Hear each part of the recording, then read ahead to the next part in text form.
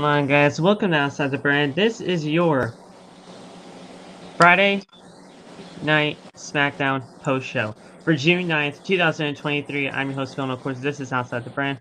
Thank you so much for joining us right here on your Friday nights, wherever you may be.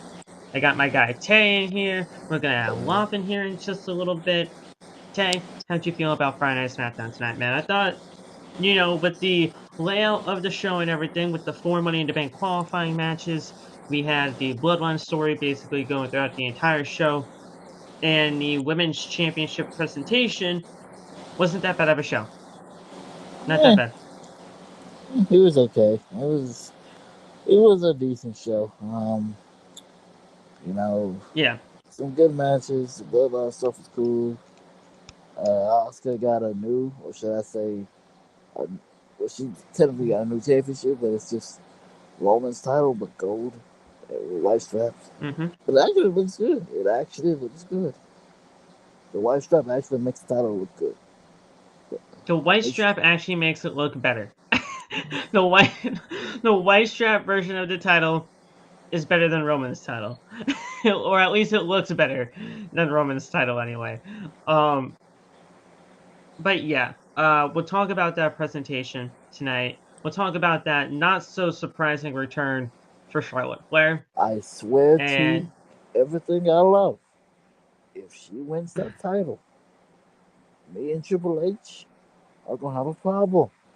she'll be a 15-time women's champion, I'll tell you that right now. Why are you Yeah, we'll cursing, talk Phil? about Why are you that. cursing? It's not nice to I curse. Why are you listen, cursing? I'm not I'm not trying to, bro. I can just see the writing on the wall. Shout out to Jeff Hardy. Um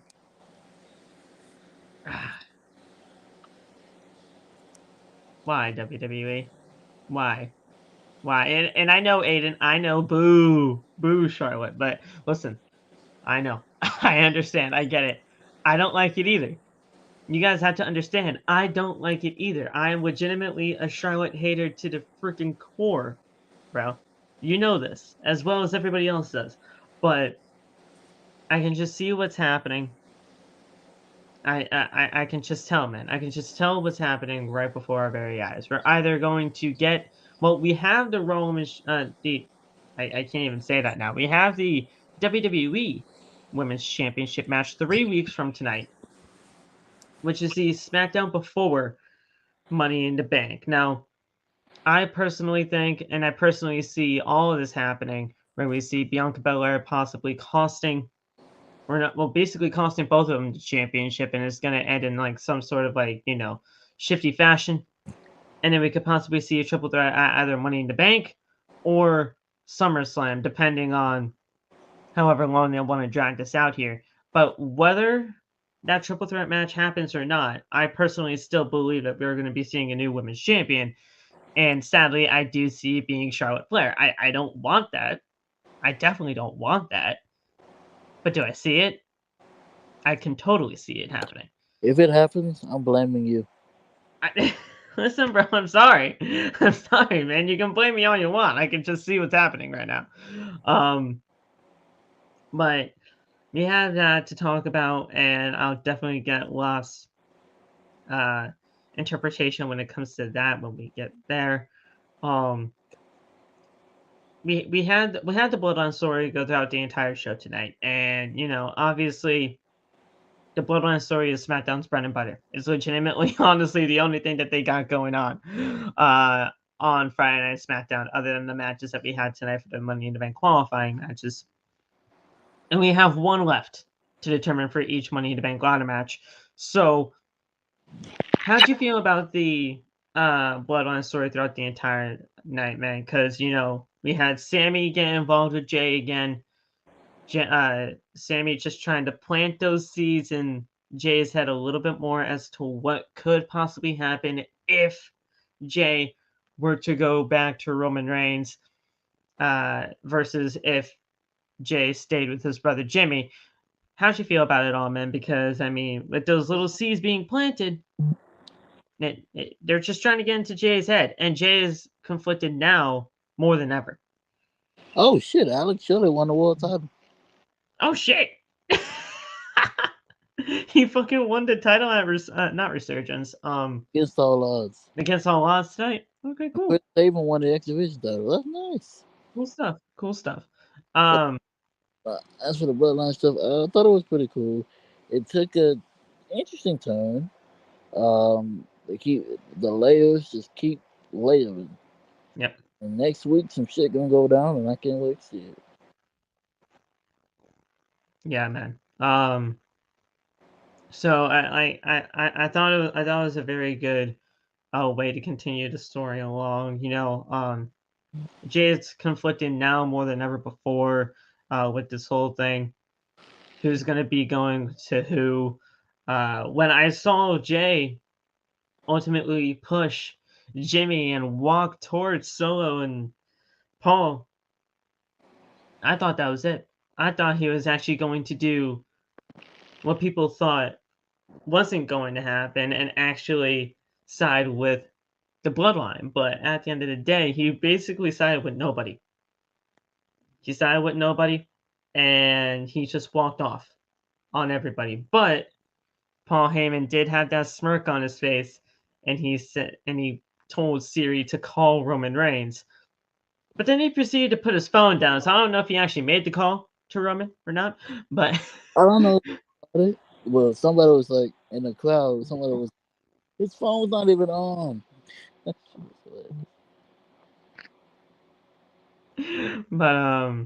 But yeah, I mean, obviously that's for dramatic effect, as we all know. But yeah, this is it's very interesting. The Bloodline story is legitimately the only thing that's going on right now on Friday Night SmackDown. And we got to figure that out when we get there. George, it's okay. Why are you doing your little gruffles? You're okay. Uh-oh. George smells something. You okay? George won't. You good?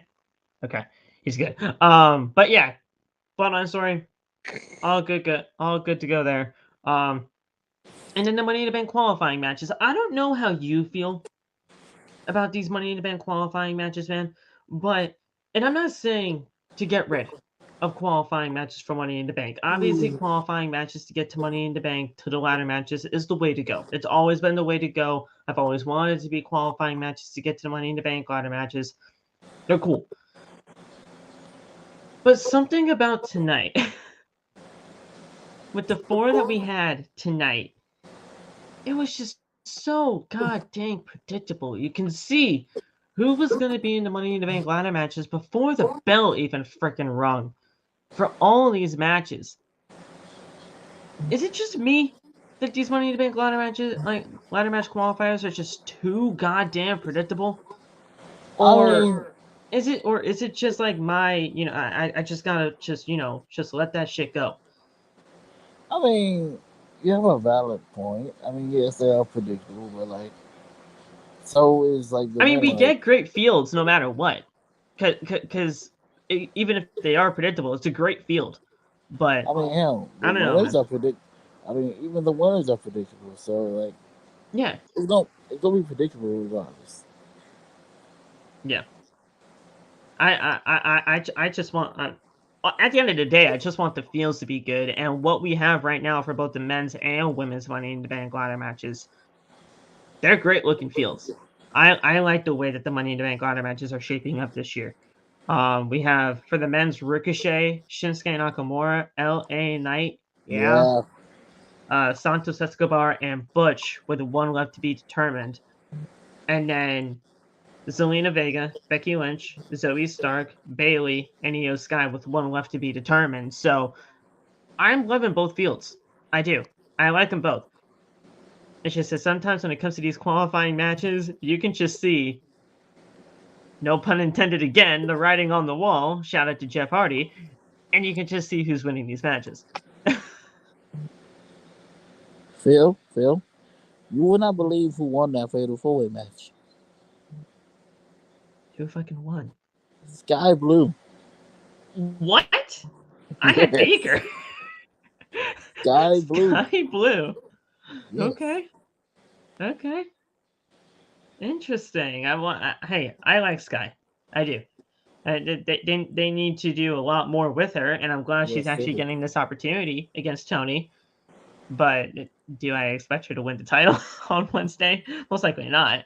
But I mean, hell, Sky Blue's gotten infinitely better than her days on AEW Dark and Dark Elevation. She'll thrive in that match against Tony Storm, and we'll see what happens. Most likely, Outcast will be interfering. No doubt about that. But we'll see. We'll see what happens Wednesday in Washington D.C. I was actually planning on going, and then I figured out, shit, that's like an 8-hour drive. I'm not going. Yeah. But with Collision coming in July to CT and Dynamite both either going to New Jersey or Massachusetts, I'll be going to one of those Dynamites and that Collision when it heads to Connecticut. So that's gonna be great. But we're here to talk about SmackDown. Rampage has its own fucking problems. I mean, we have a mixed tag team match, including a referee, that's going to be fucking happening at some point down the line. I don't know. And Tony WWE, Khan has been. He needs to lay off the stuff. You need to talk to your father. AEW has their own fucking issues that You need to we'll talk talk to your about father, man. another day. Talk some fifty to his head. Might go to Dynamite 200. You mean the 200th episode of Dynamite? Is that a thing? Wait, Dynamite 200. I think it's been Is that a 200 thing? episodes. I think it's been 200 There's definitely episodes. been more than 200 episodes already. They've been around for 4 years. At least there has to be. There has to be more than 200. Hey, well, listen, if it's a thing, 200th episode. How many episodes of Dynamite have there been? Let me see. Aiden, now you're making me look this up.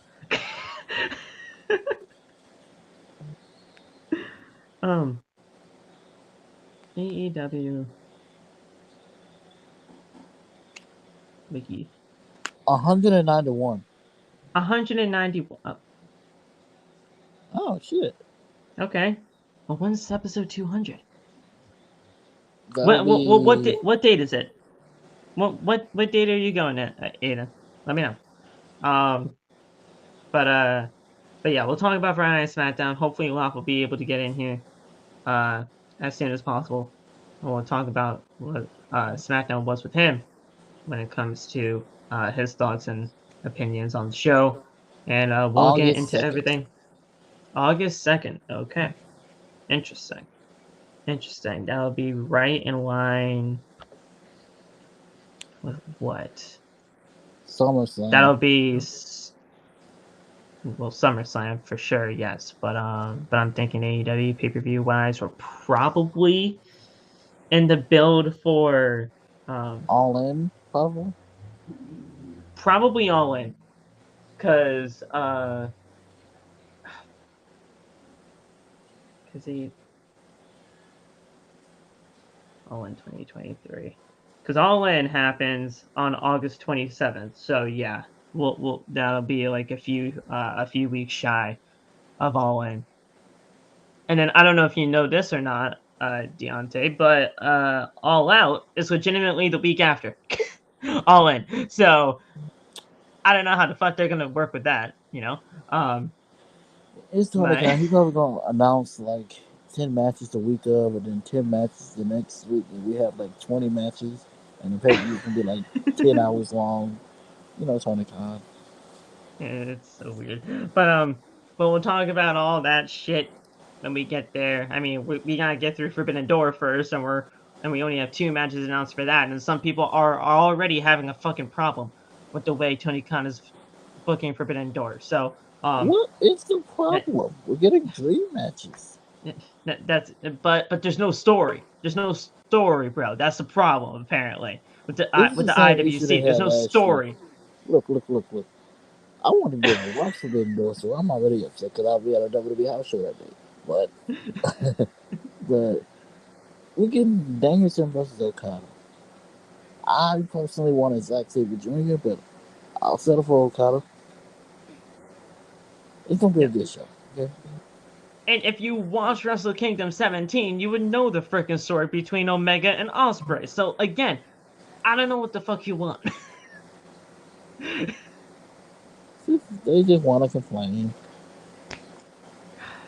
What else is new when it comes to the IWC, man? You know, I feel like we are legitimately the only people on this earth, or basically our group on this goddamn entire earth when it comes to like the IWC that has a fucking common sense. Yeah. Or Yeah, pretty logic much. at times. And yes, they have video packages too to make it all worth it. They showed it on Dynamite. So what's and they can't and guys, I have to say this too. New Japan is on the other side of the freaking world. It doesn't We come can't on have at night legitimate storylines going on between Dynamite and New Japan weekly. We for can't get them real. week to week. Because for one, it's So different time what do you want zones. them to do? It's different time zones for one. They're in Japan. What do you want them to do? This is not meant. Like this whole pay-per-view is not meant for the hardcore like the hardcore audience where it's like where it's like story driven and long-term booking and all that kind of stuff. No, this is fantasy matches. These are Pretty fantasy much, yeah. matches come to life.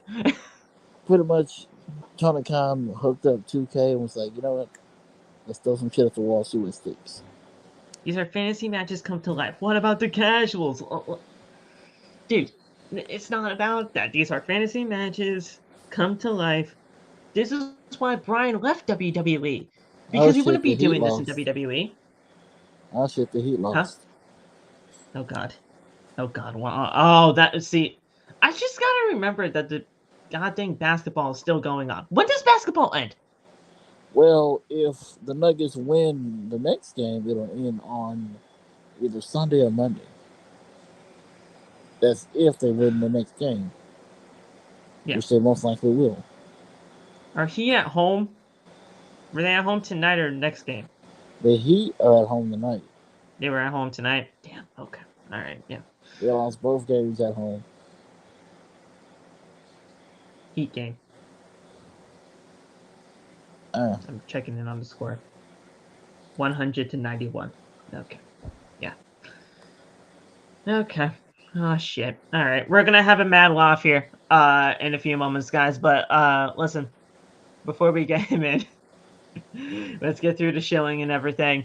Thank you guys so much for joining us right here on OTB. If you guys like what you heard so far, hit the like button, turn on the bell for all notifications as we continue to climb to that 1,000 subscriber mark. We hit 750 today. So we have 250 more left to go to climb to that 1K.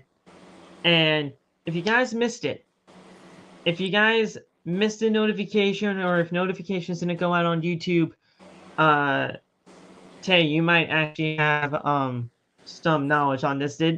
Did a notification go out to you around like 12 o'clock Eastern Standard Time about a video being uploaded today on the channel? I believe it did. Okay. If it did, that's great because we did have an OTB extra go live today on the channel. It was supposed to be uploaded yesterday, but the file got corrupted, and I was so lucky to get it back, to get it uploaded today. We talked about Damian Priest and how he's getting high praise from WWE management. We talked about the possibility of the WWE Undisputed Tag Team Champions, Sami and KO. Their title reign is in jeopardy right now, and due to political reasons of possibly an Indian premium live event that could be happening in September. And we also talked about how Rhodes and Lesnar are on a collision course to SummerSlam, and there's going to be a huge stipulation that we haven't quote seen in a while for that match. I personally think it's either going to be First Blood or 3 Stages of Hell, but we'll see when it all goes down at SummerSlam. So we talked about those 3 news stories today on the channel in that OTB extra. So if you have not seen that, go check it out. It's on the homepage of the channel in the video section, right where you can find it. Now, Aiden, you asked if we were going to be on Kick. I don't know. I don't know how that platform works yet. I don't know what's really going to be happening when it comes to Kick. I made a Kick account personally. So if you guys want to follow it, you guys can. It's just Phil We Met. Like, it's basically my TikTok just without the underscore, because the underscore was taken for some reason. Phil We Met underscore was taken, apparently. They tried to steal your identity. So somebody stole my stuff. Stole your But Phil We identity. Met, but Phil We Met is fine. So go to Kick, follow me at Phil We Met on Kick. I'll figure out what that platform's about, because everybody's leaving Twitch to go to there now. I heard that soon you will get paid for each hour that you stream. It's like no $16 an hour, which is insane. You can have 1 view or 1,000 views. How many hours you stream, you get some money for it. It's like $16 an hour right here, which is insane. That's crazy. Yeah, that's more than minimum wage here in CT. Yep. That's why when AEW comes out, I'm gonna be streaming that shit on Kick. Oh, I'm streaming the hell out of that, bro. I already pre-ordered the Elite Edition too. So be on the lookout. I'll be making my streaming debut this summer. Yeah, and I already pre-ordered the Elite Edition too, man. Dude, it's gonna be so good. I gotta get some more funds first before I pre-order it, but I'll get it. I might not get it day one, but I'll get it. So yeah, you'll definitely be seeing that. I'll figure out the whole Kick situation. If OTB goes to Kick, OTB is never leaving YouTube, obviously, because we've been here for 378 episodes. But we'll definitely see what Kick is about, just to see what goes on there, and then maybe I'll figure out if OTB can go to Kick or whatever, and we'll see where things go. But yeah. We'll talk about that when we get there. We'll talk about that more when I learn the product a lot more. And yeah, man. Thank you guys so much for joining us. Follow us on social media. You guys can follow me on TikTok, Twitter, and Instagram at @PhillyMatt_. You guys can follow Tay at NBA Tay. Is it? That's one of yours, and then the others. NBA Tay02 on TikTok. NBA Tay Talks Wrestling on TikTok as well. That's my other page. And NBA Tay on Kick. Because NBA Tay02 was taken. Yeah. They stole my identity. It is technically 377 because 300 never happened. We were supposed to have an all-girls episode 300, but that just never happened. So it's technically 377, but we gotta get that down, man. That'll be entertaining. I know. I know. We're gonna get this sorted out, if anything. No, hold on a second. This dog is still barking at nothing. Hold on. Be right back. Just talk amongst yourselves, please. Okay. So, chat, how you doing? How'd you like Smackdown? You like my profile picture? It's Finn Balor. Yeah.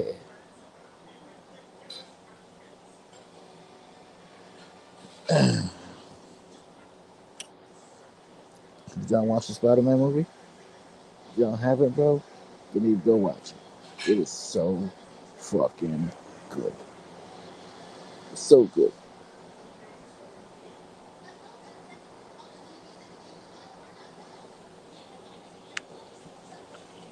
Okay, we're good. Are we? We're good? I think so. Yeah, we were just talking about Spider-Man. I thought I clicked the wrong button, and fucking ended the stream. But no, we're good. My bad. But yeah, we're good. Spider-Man movie is fire. Aiden, I'm going to see it this weekend, bro. I'm going to see it this weekend. No spoilers. But yeah, we'll talk about all that. Unspoiled. We'll talk about all of that when we get there. But yeah, let's get right into Friday Night SmackDown, man. We're not going to waste any more time.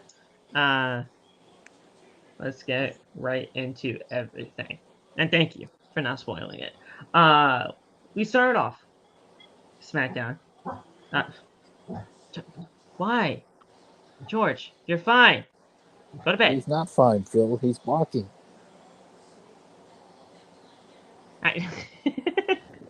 But there's nothing to bark about. He's just here, barking. You're fine. What? I think he wants your attention. Yes, I hear it. He wants your attention, man. What do you want? He wants to be loved. Again, talk amongst yourselves. Why?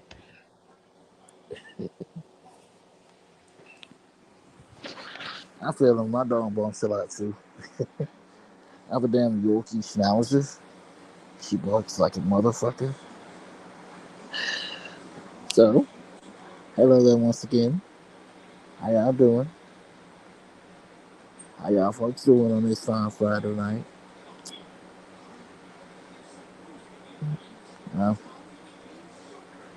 We all got in the finals, man. Heat or Nuggets? I originally said Nuggets in 6, but Bill Bacon closed that shit out of 5. So they just won.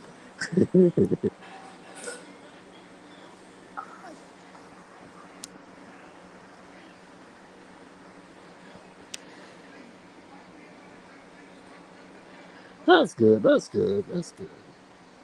I'm also doing well. I'm going to my first WWE show in 8 years on June 25th. That is the day of Forbidden Door. The Heat are down 3-1. They're down 3-1. So, yeah.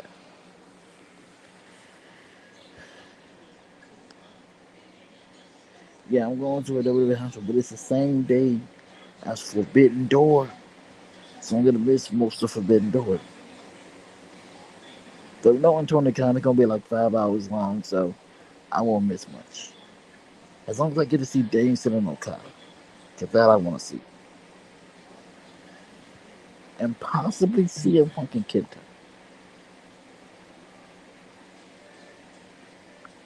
I'm also going to a Smackdown in New Orleans in July the 28th. They come to my town once a year. They come down here at least once a year. Actually, they haven't been down here in a few years. So they finally came down here. They wouldn't come to my town. They would go to Pensacola or New Orleans.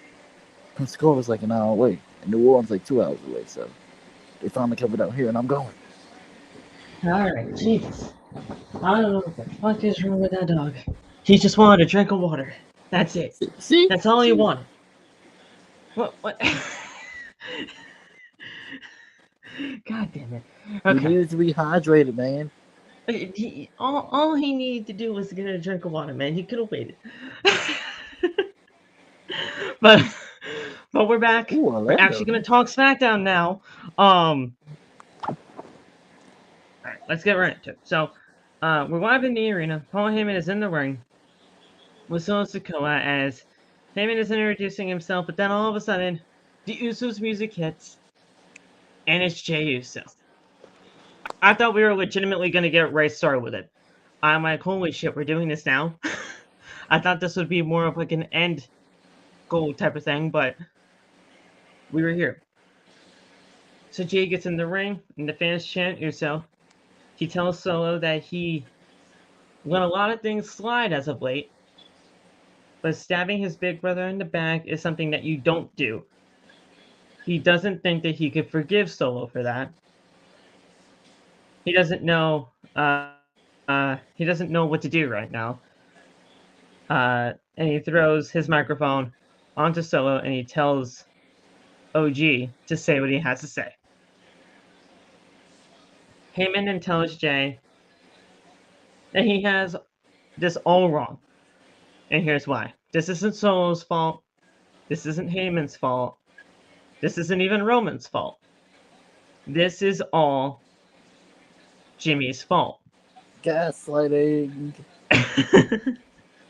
To the finest, bro. To the fullest. It ain't just Roman doing the gaslighting, I see. It's Jimmy's fault because he made up his own mind, and not just for himself, but for Jey as well. Heyman tells Solo to please take a step back. Heyman tells Jey that he's no physical threat, so he is just taking a chance standing this close to him, telling him all of this that's happening. When Jimmy kicked Roman, he did not ask Jey about it. He was not in on it, says Heyman. Jimmy pulled the trigger for them because he is the older brother. No disrespect to Jimmy, but Jimmy always resented Jey because Jimmy is in on the fact that Roman wants to groom Jey to be the right-hand man and the next tribal chief. Heyman says that it's never going to be Jimmy, and Jimmy has known this since day one, and he has resented Jey for that ever since. He tells Jey that he will prove the truth tonight at Roman's request, and he arranged a match to set Jey's trajectory to becoming the next tribal chief up into a skyrocket. Tonight, he brings back gold to the Bloodline, but it's not tag team championship gold because, unfortunately, because of Jimmy, there is no WWE tag team known as the Usos. But he will defeat Austin Theory tonight for the United States Championship, and his path to becoming a world champion starts tonight, and it starts with him beating Austin Theory. Then Roman will publicly groom him to one day, at the right time, become the tribal chief. But he needs to answer now. He gives Jey the microphone, and Jey says that he will take him up on the United States Championship offer. But when it comes to his decision, he'll get back to you on that one for now. And then he just leaves the ring, and that is it. What's going on, Styles? So this was good. This was real good. Hola. Heyman gaslighting Jey into everything, basically manipulating and bribing Jey with this United States Championship opportunity. That was fantastic. Heyman, best in the business when it comes to like the microphone. In terms of managers, he is my greatest manager of all time. Heyman's just a goat, man. Jey Uso is the epitome of Stockholm Syndrome. Yes. He really is. Yes. But yeah, this is great. This is great all around. So can't wait. Can't wait to see this. Yep. We then came back from commercial break for a Money in the Bank qualifying match with Santos Escobar, with Rey Mysterio, and Mustafa Ali. This was great. This was a great Money in the Bank qualifying match, and the right winner came out on top here. Obviously, Santos picking up the win here. I'm not saying, obviously, in a disrespectful way for Ali, but, I mean, let's be real. Ali's going to go back to NXT to finish this thing up with everything that's going on when it comes to his stuff. I think he's having, like, a 6-man tag team match on Tuesday it's with, him, like, Tyler Bate and Wesley versus... It's him, Wesley, and Tyler Bate versus Schism. Oh, the Schism. Loft was just in here, and I was gonna switch it to 3-person camp. But yeah, that's gonna be awesome. Them taking on Schism and everything like that. That's gonna be cool to see. He'll be back. Something probably happened with the monitor. Yeah, probably. So So yeah, that's gonna be fantastic to see. And but yeah, I was saying like this is no disrespect to Ali at all. I love Ali, and I think Ali going to NXT is actually a great thing for him. But Santos was gonna win this here. That way Ali could go back to NXT.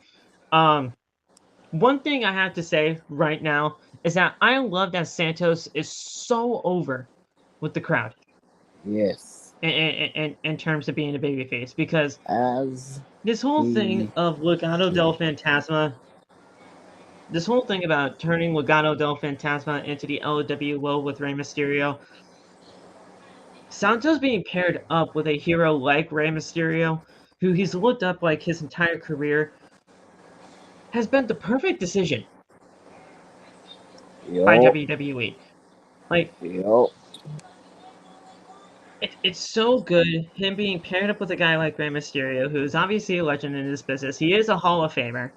Um, Legitimately now. I don't even have to say that in like a figurative sense. He is legitimately a Hall of Famer. Ooh. Um, the fact that he got paired up with Santos and this whole thing is actually really working out well with them. Like it's so good to see. Um, I'm actually kind of shocked though that that's lasting this long. I thought with just the way that um how Santos was really being portrayed over there in NXT as a massive heel, I thought for sure at some point you were going to see Santos turn on Ray and then have that feud go on. But I'm so lucky that I was wrong about that, Look, and we still have this thing going on. I love LWO, Yeah, but I need Santos Escobar versus Rey Mysterio in my life.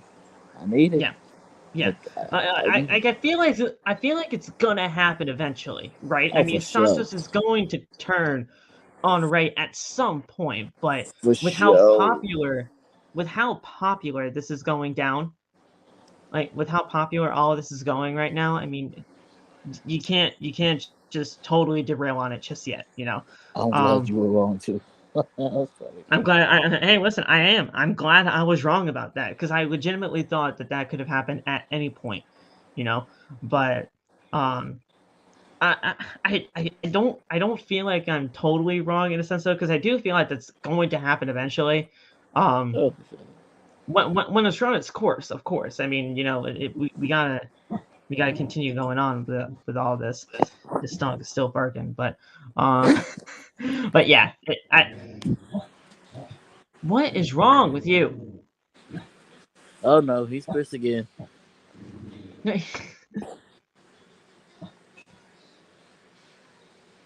I'm gonna try to get through it. But yeah, this is great. This is great to see. Santos winning, obviously the best decision here. Good stuff, and he's gonna thrive in that Money to Make ladder match. Yes, it's gonna be sick. Jesus. Oh, there he goes. He said,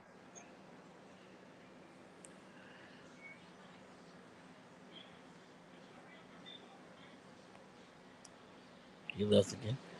His dog started barking again. That dog does not care about this. He does not care that he's doing the podcast. He does not care. The dog said, "Fuck your There's pod." nothing wrong with him, man. There is nothing. He just doesn't want me to record tonight. That's it. The dog said, "Nah, fuck your podcast. Pay attention to me." He just don't want me. He just don't want me to record. Um.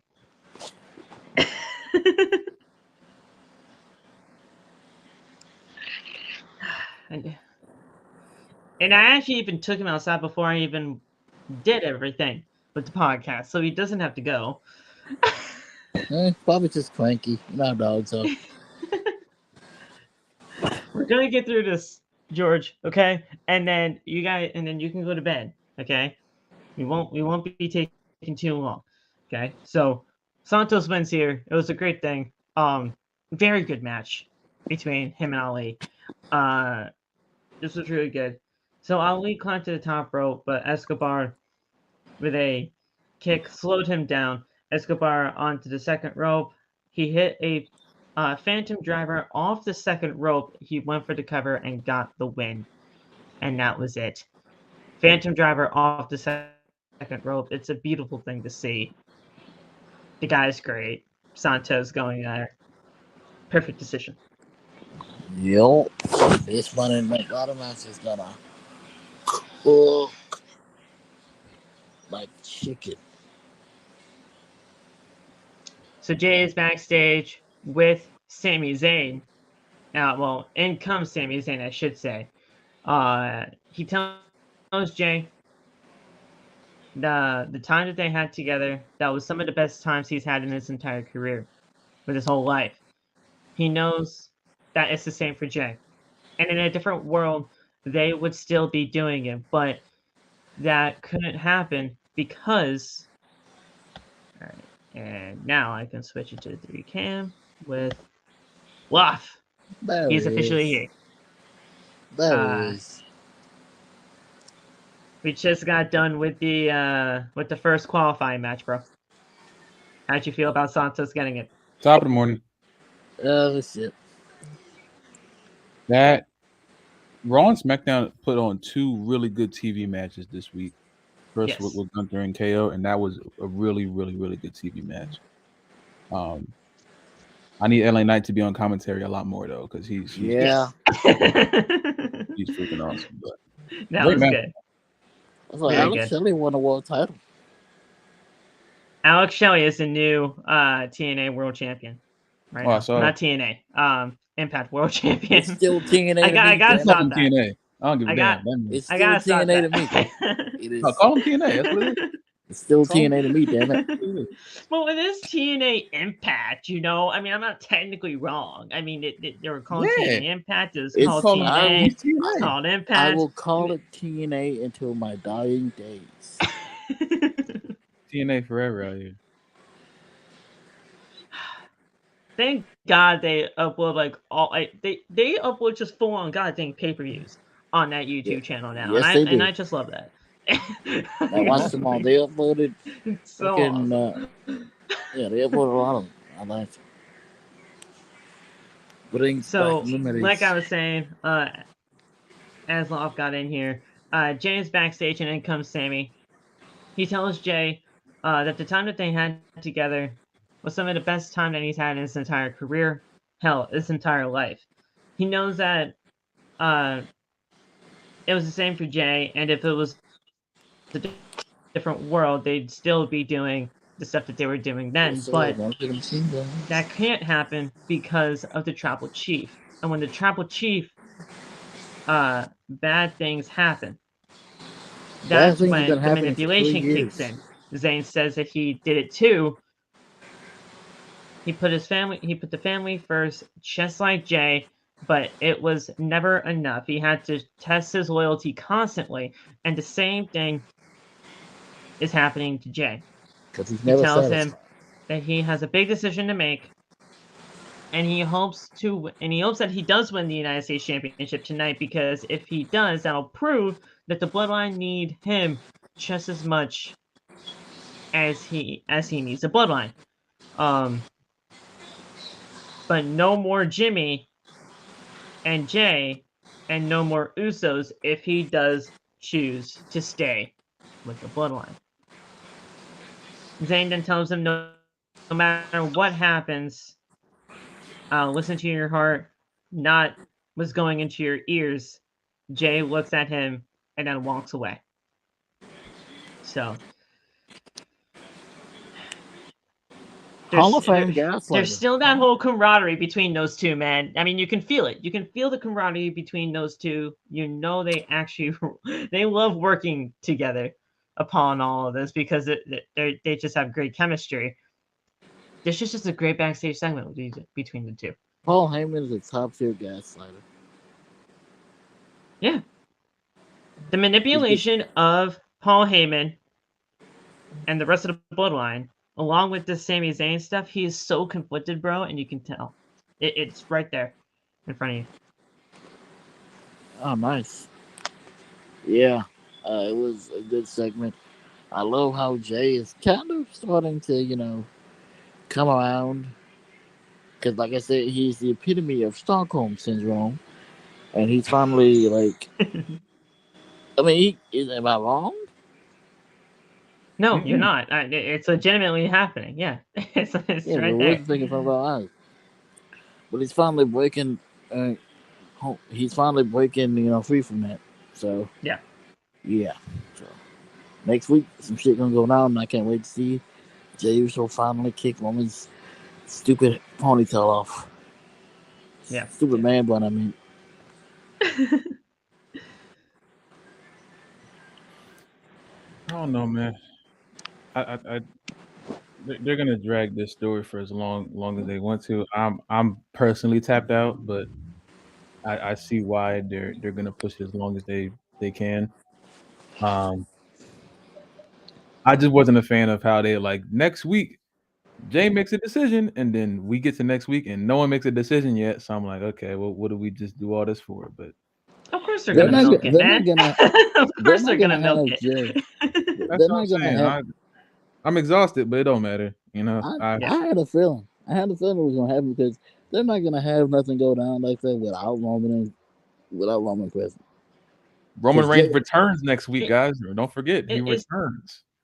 his 300th return this year. it's a classic.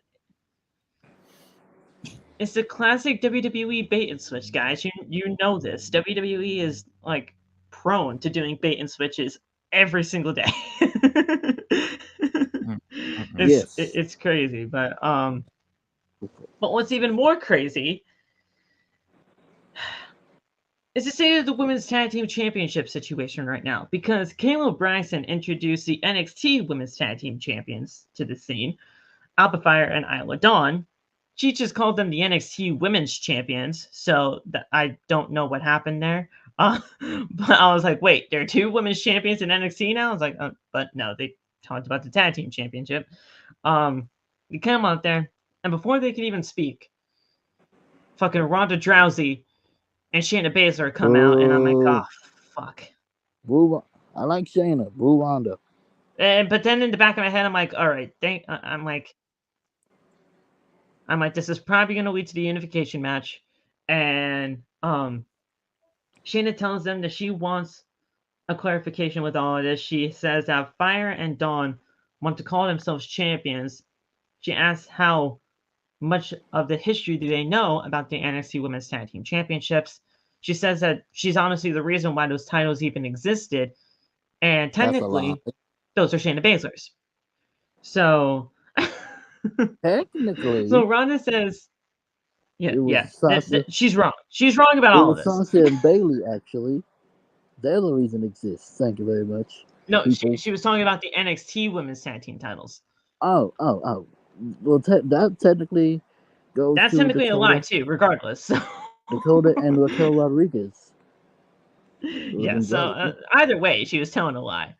Then Ronda just automatically charms in and says, listen, Shayna, we've been in this entire women's division so much that we're just getting bored at this point. And I'm like, wait, we can tell. You went through the entire division. You just got the titles last week. How did you run through the division already? She demanded to get a tag title run, and they gave it to her. You demanded to get these tag team titles, which apparently she could demand all she fucking wants, and she just gets everything. But when Naomi and Sasha Banks, they demand for they called them unprofessional and blackballed them from the company. They called them out professionally and say, hey, listen, we want better for these women's tag team divisions. Fuck them. How does that make any fucking sense? They're just talking. They're just talking at this point. They're just trying to move the promo along by saying facts that don't sound correct, but to the ear that isn't sure about what is being said, there it sounds good to them, but to the people who know like the knowledge here, they're just saying words. And then Ronda getting the mic and say whatever comes out her mouth. I can never recite to you what she says, even after she just said it. I don't know what she be talking about. like Rhonda said, she was crunching the numbers and said that they ran through this entire division so fast that they're just No, gonna get you did not. even more There's hungry. not even that many Like, dude, tag you teams. just got the titles last week. Why are you lying? Funny thing So you is, didn't run through any division. You're And- lying. technically she didn't lie, and that's the part that made me mad because she's correct. Well, here's the thing. There's only two legit tag teams in the entire division: Kaden Carter and Katana Chance, and Alba Fire and Isla Dawn. Those are legitimately the only two division tag So teams that are like she's technically legit. correct. She's technically correct. It just sounds weird because she didn't, but in a way she did. But it's stupid because there's no one there. It's like I don't know. It's not a lousy man. Wait, okay. Oh wait, yeah, no, those titles are vacated in that Fatal 4-Way. So technically, those are all just put together tag teams. Which I still to this day do not understand. Well, no, here's the thing. I would actually technically count Chelsea and Sonya because they've been at least together for a little while now. They've been together for at least a little while now. It was actually supposed to be. It was actually supposed to be Chelsea and Carmella? It was Chelsea and Carmella, but then Carmella. Corey Graves had other plans. Corey Graves had other plans, and now and it is what it is, and we wish me with the Finn Balor. That is me with the Finn Balor. We wish Carmella the best. I mean, listen, you're okay. That's me with the Finn Balor. Tyler, what's up? How are you? How are you, Tyler? But yeah, you know, but yeah, I even hate to admit it too, Loft, but you are technically right that she was technically right because there really aren't any other women's division tag teams in this kind of thing division. When Ronda Rousey is right, it's a sad day. It's a sad day. It's a sad day. It really is a sad day. And I'm not saying that they're not, Aiden. Chelsea and Sonya, they're actually really good together. I didn't like the pairing at first, but they actually managed to do something really well. The complaint department is hilarious. They're great. They're great together. And I love that Sonya's actually being utilized too. They should have won the damn titles. I would have liked it. Honestly, but they ruined it too fast. And I still don't understand why the hell they stripped Liv Morgan of the titles, but they allowed fucking Becky Lynch to let Trish Stratus to. Because it's Becky Lynch, and Becky doesn't do anything wrong. Wink, wink, wink. Yeah. She doesn't do anything wrong. So, in the scenario that she trips and falls, they'll pick her back up. So Liv Morgan got to get the. I know, Aiden. I know it wasn't directed towards me. Liv is gonna. I don't know what they're gonna do. I don't know. I still want Liv and Bianca to be a tag team, but that is something that I want that to happen just so all the haters can cry. I want all the haters. It's not even. I'm not giving it. Fuck the fans. I'm not worried about that. I'm worried about. I'm talking about the two of them. I think the two of them would be great. Only thing is, I don't want Bianca to be face anymore. So it would probably have to be Liv being a heel and Bianca being a heel. Bianca can do it. Liv, I'm slightly scared of her being a heel because she's like super baby face. Didn't she try being a heel once like a few months ago and it just didn't work? People just loved her anyway. You gotta do what you did with Jeff. You gotta just push it. She tried being a heel at least a few months ago. They'll move eventually. She technically wasn't. She tried being a heel like a few months ago where she was just going crazy. And it technically wasn't a heel. People just loved it regardless. It technically wasn't a heel turn. The bitch was just crazy. She was just angry. I was like, okay. They make all the short girls angry, bro. What's with this? People just love having angry people being a part of everything. And no, Aiden, you don't have to apologize. You weren't trying to antagonize me at all. I was just saying that Chelsea and Sonya are good together, and they really proved me wrong, in a sense. So yes, but yeah, fuck the fans. Yeah, fuck the fans because they don't know what the fuck they're talking about. That's us here. But I don't know what I'm talking about half the time. Just talking. Fire and Dawn start laughing at the fact that they won a title versus title match, and regardless if they were laughing or not, they accepted. So Fire and Dawn will face Ronda Rousey and Shayna Baszler for the Women's Tag Team Championships next week in a title for title match. So it's unification. Hopefully, the NXT Women's Tag Team titles are just fucking retired, and we don't have both of them holding the two sets of titles. Cause fuck that. Ronda with I hate two that titles Sami and is a KO do it. disgusting sight. I That's hate a that Sami and disgusting KO sight. do it for the men's titles, let alone for the women. So hopefully the NXT Women's Tag Team Championships are fucking retired, and we can just have those whoever wins, which is most likely Shayna and Ronda. Because let's be real. But then again, then that would serve the purpose for what the tag titles actually meant. It it can float to all three brands, including NXT.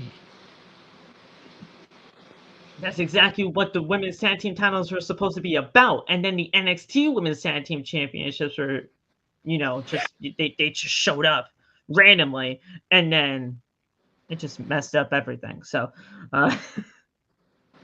so yeah, whatever happens. I just it's just is what it is.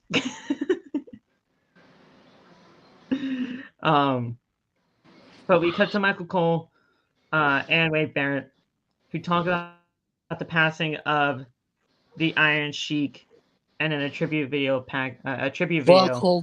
Iron Sheik aired. And when hey guys, listen, I want everybody here to respectfully go fuck themselves. Everybody in the chat. Everybody in the chat. Is the greatest Twitter follow of all time. Everybody, he's the greatest Twitter follow of all time. The man just in his own cheeky baby way, just he was just an incredible being. But I love the video package that they did tonight for him. Everyone in because the chat did say fuck. They didn't try to make him. They didn't try to make him like this, this nice human being, like inside and outside the ring, like they normally do when it comes to like a passing of somebody. They legitimately said that he is a vile heel that just was hated by everybody, but that's what made him great. That's what made him so good for his time. He's also the number one. And that is what his legacy is about. He's also the number one Hulk Hogan hater. And I love that. he tells Hulk Hogan to go fuck himself every day. I love that. I need more of that. Every day.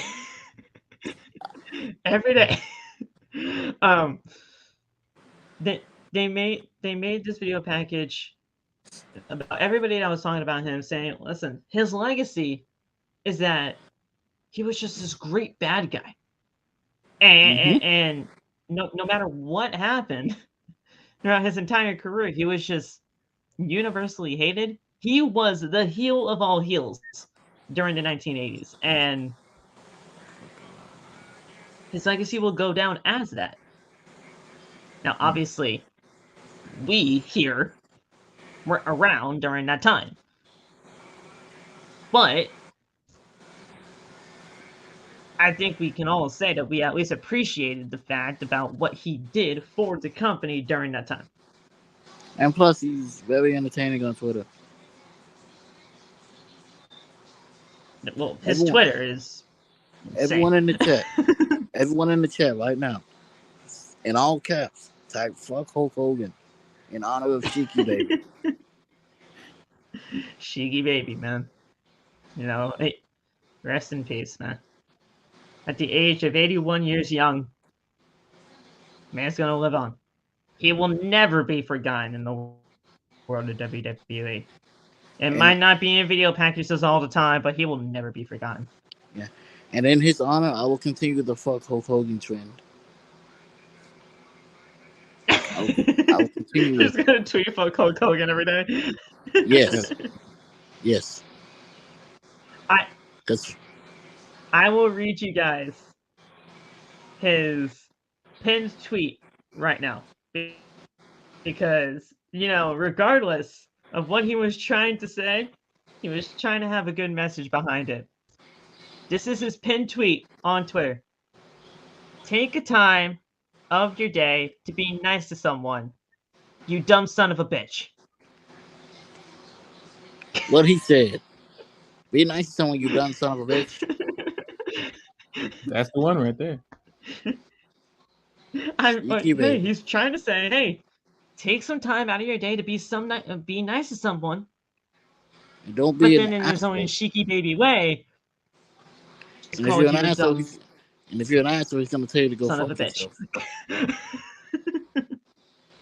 got the point across. Yeah. That's all that matters. And apparently somebody's still running his Twitter too, because somebody tweeted legitimately an hour ago about the like a gif of the Iron Sheik, and retweeted somebody that was talking about the Iron Sheik saying R.I.P. the legend. So somebody's still running his stuff. I don't know if he's going to continue doing it, but I doubt it. Somebody went on his Twitter to do it.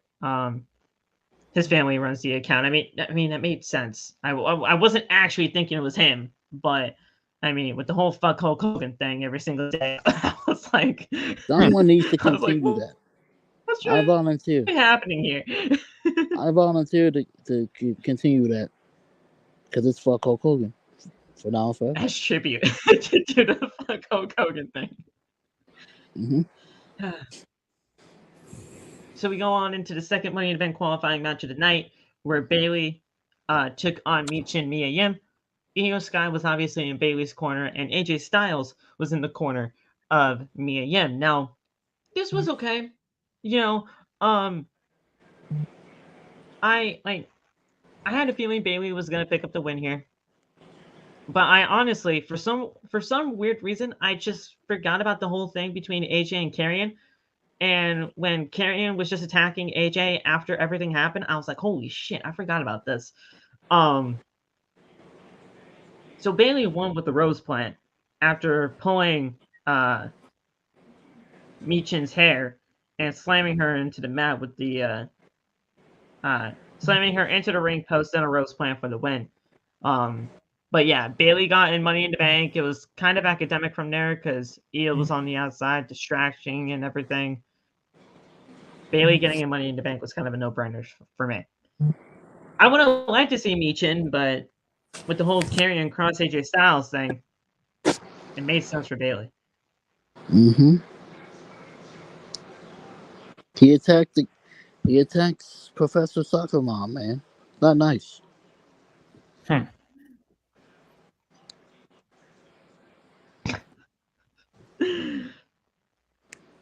But yeah, Luff, how did you feel about Bayley getting in there, man? I would have liked to actually see Mia Yim in there, but Bayley, it kind of seemed like a no-brainer. My only issue is I wanted Mia to win because she's not getting over. Yeah. And the match tonight didn't do her any favors. It was just too short. And I don't think you get Mia over like that. I think the same time they gave to Santos and Ali, they should give that same time to Mia and Bayley, or at least put in some spots in the match that will get the crowd on their side, because Bayley's already over. Right. She's going to be good for the rest of her time in there.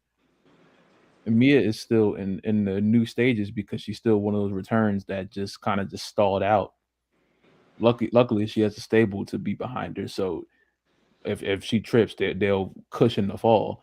But it's just like when she's out there on her own, you can't get her over if the match was like 3-4 minutes. I think it wasn't. They didn't have enough time. Yeah, so they got to give her some time out there, or it's not gonna Because now people are going to forget about her because she didn't qualify, so she's going to go fall back into the fold with everyone else. Basically, what Lawson saying. And for a lot of people that are, just souring already on Mia Yim, I mean, not already. I mean, she's been back for a while now. But for the people that are actually souring on Mia Yim, she's great. Yes. Yeah. She's great at what she does. She's a great in-ring performer. It's just that she just can't get the time to show it. Basically, what we're saying is let Mia Yim cook. They're not going to. They're not going to. I mean, they're not. Well, that's right. They're not really going to because WWE just doesn't give a shit about their women's wrestling. But you saw who they cared about tonight. You saw exactly who they cared about when Asuka got that belt. Exactly. And we'll get to that, Lau, because I already said at the beginning of the show when you weren't here, but I'll reiterate it again because I can see. I this is the third time I'm saying it, but I can see the writing on the freaking wall. He's gonna start cursing. It's I can see the writing on the wall off, and I know you're not gonna like it, but we'll talk about it. He's gonna start cursing. But then again, shout out to Jeff Hardy because again, writing on the wall. I don't like those words. I know. But Bayley got the win. Rose plant in hand. AJ Styles stands up, just in disgust, and she's like, "Did you see what happened? Did you see what happened? Wade?" And then all of a sudden, he just gets choked out by Karrion Kross in the crowd after being, Scarlet Blue powder in the face of AJ Styles, and Karrion Kross just stood from behind in the audience and put a cross jacket on AJ. Mia Yim ran towards AJ. Scarlett jumped the barricade into Kross's arms, and that's it. So there we go. Karrion, you are a very lucky man. Yes. Look, he may be losing on TV, but he is not losing at life. He is not losing at life. Not losing at life at all. Got the smoke from New York. Okay, listen, God. Aiden. Listen, that is Aiden. Not nice. That is not fair. That is not fair. Not fair. Not like that. We in all respect, guys, we us here at OTB pray for the people that are dealing with that in New York right now. How was it today in Philly? I'm next door. That's what I'm saying. Like it's still like bad. No, actually, no. Well, because it left Connecticut. From what I can see, it left CT, but it's in here now. It's here now. It's over there now. Okay. Well, the sky isn't a different color, but like I got an air quality alert saying that the air. It was legitimately. It was legitimately like orange the other day. It was like some like post-apocalyptic type shit the other day. It was crazy. Barbecuing for 2 days. Yeah. If someone barbecued the earth, man, they ain't share. That's all it smelled like. It was like post-apocalyptic kind of thing. But in all seriousness, guys, we pray for everybody that is dealing with that in Canada. Look. It's kind of it moved out now. There's no more like red. See, it's like at the bottom now. Yeah. Mine is that like yellowish. Mine is yellow. But we pray for the people that are dealing with that in Canada. Us three here, we know people from TikTok land that are in Canada right now dealing with this stuff. So stay safe over there. People in New York, basically anybody that is being affected by this, stay safe. Honestly, if it's not good air quality wise, stay the fuck home. Yes, stay home. Stay the fuck home. I mean, if you have to go out, you have to go out. But I mean, this wildfire stuff, man, it's crazy. It's absolutely crazy. And we wish nothing but the best for the people that are dealing with it. Okay, our air quality is good now. It's good now. But yeah, we got all of that taken care of. We cut backstage, and Bianca Belair is pissed. She's just furious. She's like, listen, Pierce, okay? I'm angry. Listen, Baldy. Okay? And I want my rematch. He's like, listen, I know you want your rematch, but I'm presenting Asuka with this new championship tonight, okay? So I'm just asking you, please, let it go. Let it go. And Bianca tells him that she's not going to do that, and says, well, listen, you have a rematch, but leave it alone for just tonight. Bianca says, all right, fine. If I have a rematch, I'll let her have her moment. Okay. But I have my rematch. And he shook his head in fear, saying yes. And then she left. So, Pierce fears Belair. Yes. He better. Also, she looks good tonight. The hair down. She looks fantastic any night, but you're Every right. night. You know what? Now I see why Montez Ford tweets God is good every day. I see why now. She looks Every fantastic night. all the time.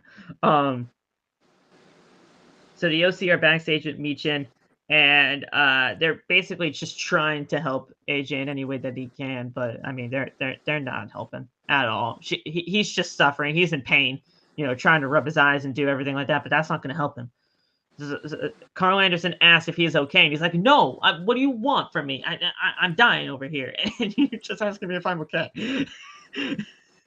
You got paprika sprayed in his face and Paprika. asking if he's okay. What do you guys actually think that powder was? Because that powder was not like, blinding powder like they were trying to make it seem. I don't know. It's chili powder. Like, probably chili powder. I mean, that's what I was thinking. But Chili powder sprayed in your face is crazy. I don't think that's actually chili yeah, that's powder. what I'm saying. That would actually fucking fuck up his eyes. That would freaking burn, man. You should have sold it like Bianca sold the mist when she just thought like her face was melting. She died. She literally died. That was hilarious. Dyed powder. It's just dyed powder. Like it was acid. She was legitimately screaming bloody murder. That shit was crazy. It's like it's dyed powder though. Like they just dyed powder red. Yeah. So we're back in the arena, and Pierce is in the ring, about to present this new women's championship, and I quote "new" because that's what they were saying it was, when it completely wasn't. Asuka comes out. Pierce says, "On behalf of WWE, it is my pleasure to introduce and present to you the WWE Women's Championship," and they presented it with the whole thing, the podium and all. The red sheet and everything, and it's basically it's the undisputed WWE Universal title, just with a white strap. And ironically, it looks better. It looks better than the one that Roman has. like the white strap complemented the gold backplate way more than what Roman's belt does. Roman's like he spilled mustard on sense? it. Roman's like he spilled mustard on it. Like, laugh. I mean, here's the thing. We should have freaking known that this championship was not going to look any different. We should have known that this championship was just going to have the big ass W like they always do. And people were still pissed, saying, like, why can't we just get a new design? It was never going to happen. It was never going to happen. Earlier today, I said, watch the women's title just be Roman's title, but with white straps. And lo and behold, it was Roman's title. That's all it is. Like, listen, it wasn't a surprise. It was just like, I'm a wizard. Listen, we all of us here understand why WWE does the title design in the way they do. Obviously, for branded reasons, they give it to other sports medias. They'll most likely give it to the winners of the NBA Finals. They give it to the winner of the World Series. They give it to I mean, they give it to basically every other sports company out there. Hell, they do it for the Super Bowl, with whoever wins the Super Bowl side plates. But at the end of the day, it's just lazy. It's lazy. And They you're don't. never going to They change don't your care. ways about it, but it is what it is. They don't care. It's cool. Like care. I know they don't care, but I mean, I gotta keep. I want to see what they do with Rhea's, because if they just make Rhea's a white version of Rollins belt, I'm gonna laugh. I'm like, well, at this point, That's most likely what it's gonna be. it's gonna look so That's what I'm goofy. thinking. It's looking like to be that way, man. Oh, It's looking look like to so be that goofy. way, and I'm guaranteeing you right now, it's going to be called the WWE Women's World Championship. What And is then here Asuka's comes belt the called? AEW fans. They're like, oh my god, they just copied our Women's World Championship name. It's the WWE Women's Championship. Oh, so they just added World. Yeah, pretty much. Oh dear God. So they're It's just going like to what they add did with World, the tag most likely. titles. It's what they did with the tag But if titles you back look in the on day. WWE.com, here's what it says on WWE.com though. If you look at that, because they already have the replica title on shop, it says WWE Women's Undisputed Champion. So they're just using Undisputed for just, just for shits and giggles. And, If it's on SmackDown, it's undisputed. If you're a SmackDown champion, it's undisputed. Right. But then that If means you're on Spirit is SmackDown, undisputed. you're undisputed. No, wait. No, I gotta do it backwards. So, no, this way. Yeah. If you're on SmackDown, you're undisputed. That's it. And the United States Heavyweight Championship. Paul Heyman calls that the United States Heavyweight Championship all the time. That's like, they don't sound bad, but yes. yeah, he's the undisputed Universal United States Galaxy World Heavyweight Champion. Awesome. See, even George is pissed off about it too. See, look, George, like I know. It's okay. But, George don't swallow. But yeah, it's just freaking ridiculous at this point. Like, and I got shitstormed today on Twitter for my way of trying to book the women's championships. Book the women's championships. All I wanted was one women's championship, right? Here's how I do it. I'd book one women's champion that flew between both Raw and SmackDown. If you want to have other championships for the divisions, cool. You can have two separate, one from a singles champion for Raw and a singles champion for SmackDown, and then the women's tag team titles. Having 4 championships, but the women's world championship floating between both brands is a hell of a lot better than just one championship and a tag team championship that don't mean shit. If you had a singles women's world champion that floated between both shows, a women's IC title, and let's say a women's United States, split that however you want. If you want the IC on Raw and US on SmackDown for the women, cool, whatever. Flip flop it. I don't give a shit. And then the women's tag team titles, that gives a lot more opportunity for the women, which never get utilized. And then tag team titles, they don't give a shit about them anyway, so they would usually just fuck off. But at that point in time, you have them. Wait a second. Didn't they do that with the Divas belt though? Well, they had the Divas and Women's Championships for both brands, but I mean that was basically what it was at that time. I thought they got rid of the women's belt and then it was only the Divas belt for a minute. I feel like when Nikki Bella was Divas champion, the women's championship was gone by then, right? The women's championship was not a thing, so right? she was but at that time she was only on Raw, I think. I don't remember her being on SmackDown. Well, the Divas championship floated between both brands, but they never really noticed that. They never really. They don't go as in depth as they do now. The brand split had ended at the time anyway, so. Yeah, because last time I remember is when they had. Last time I remember the women's belt is when Michelle McCool and Layla broke it in half, and both of them were. They broke it in half. Yeah, they split it in half, and they were co-women's. They were co-women's champions at the time. Yeah. But yeah, they don't go as in depth as they are now. as they do it now. But I mean, at that point in time, let's also remember the women's division or Divas division at the time was very short. They did not have many women in WWE. Yeah. George, I understand, man. I get it, bro. I know this women's division don't make shit sense. I understand that, Angry. but you can't change it because you're a dog. I can't change it because I'm just a guy that just talks to his laptop all day about pro wrestling. I don't know what to do, bro.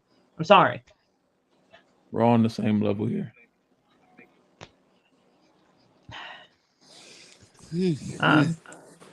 There were co-Divas champions at one time too. I know, Aiden. It was so. They walked That around time- with 2 Divas titles. That time was just weird. It was It a was weird just time weird. to wrestle, man. It was a weird time to wrestle.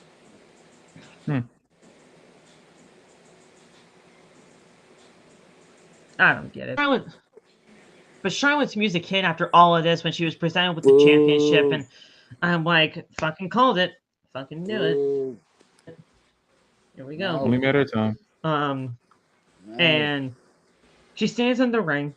Adam Pearce is confused about everything, and like, if Adam Pearce is fucking confused, then what the fuck is happening? Pearce asks what she is doing here. He asks, I think he knows what she's trying to do here, but you kind of gotta get in line. And I was like, holy shit, Adam Pearce is gonna grow a set. I was like, holy shit, Adam Pearce is actually gonna grow a set and say, get in line. It's Charlotte Flair. That girl gets handed title shots like on a silver platter. So Flair tells him, quote, excuse me? I don't wait in line. I made the line. And people were cheering for this. And I was like, God damn it, guys. Why? Why You know what that cheering? sounds like? You know what that sounds like? That sounds like when they ask girls what they bring to the table and it's, I am the table. No, you sound stupid. You sound stupid, man. I hate that. What do you bring to the table in a relationship? I bring me. I'm the no. You sound goofy, Charlotte. You sound goofy. You're not the line. I am the table. You are. You're sounding like goddamn Botchamania over here. It's goofy. Goofy and sounding stupid. like goddamn Botchamania over here. I am the table. It's ridiculous, man. Absolutely ridiculous. So I mean, all of this is happening. She tells Asuka that, listen, nobody respects you more than I do, but at the end of the day, I want that championship. Of course, and she challenged her for the title. Of course she did. I mean, of course. So Asuka spoke in Japanese. Nobody knew what the fuck she was saying. Charlotte then tells her, really? So apparently she knew what she was saying. Then Asuka tried to, Asuka said that she accepted. Pierce is like, whoa, wait a minute. What the fuck is going on here? Flair tells Pierce, if you make this official, you have to put that Raw Women's Championship around her waist as well. And then Asuka tried to do the miss. Flair moved out of the way, kicked Asuka in the face, and walked out of the ring. She's already so fucking her because it's not the Raw Women's title, Charlotte. It's what kind of sense does that make? The Raw Women's Championship goes around your waist too? No, it doesn't. No, that's not how it works, Charlotte. And again, this dog is pissed. I know, George. I get it. Charlotte doesn't make any sense, but I don't know what you want. See, even George is pissed. George knows it. See, I understand, George. I understand. This dog's been talking all podcast, Lop. I just want to let you know. Before you were even here, he's been talking this entire show, too. So he's just been mad throughout the entire show. He's got to see it. He sees the bullshit, man. But this match is happening in 3 weeks' time. So the Friday Night SmackDown before Money in the Bank. So I swear on everything I love, if Charlotte Flair wins that title, somebody's gonna get hurt. Here's what I think is happening, and I know I'm apparently swearing on this podcast now, but during this match, I can totally see Bianca Belair interfering and costing both of these women the championship, right? It'll end in some kind of fucking, like, controversial decision, finish type of deal. George, can I please explain? Please, before you jump down my throat. No, he said fuck your explanation. But I can totally see Bianca Belair costing both of these women the championship, and then at either Money in the Bank or SummerSlam, we have this triple threat between those three, and then I'm sorry to say this, but I feel like Charlotte's winning the championship, and I know it sucks. It's disgusting to even think that Charlotte's going to be another champion again. He's cursing, Lance. But she's going to win the championship. Right. Like, dude, at the end of the day, when there's a championship involved, Charlotte's right there. She's right there.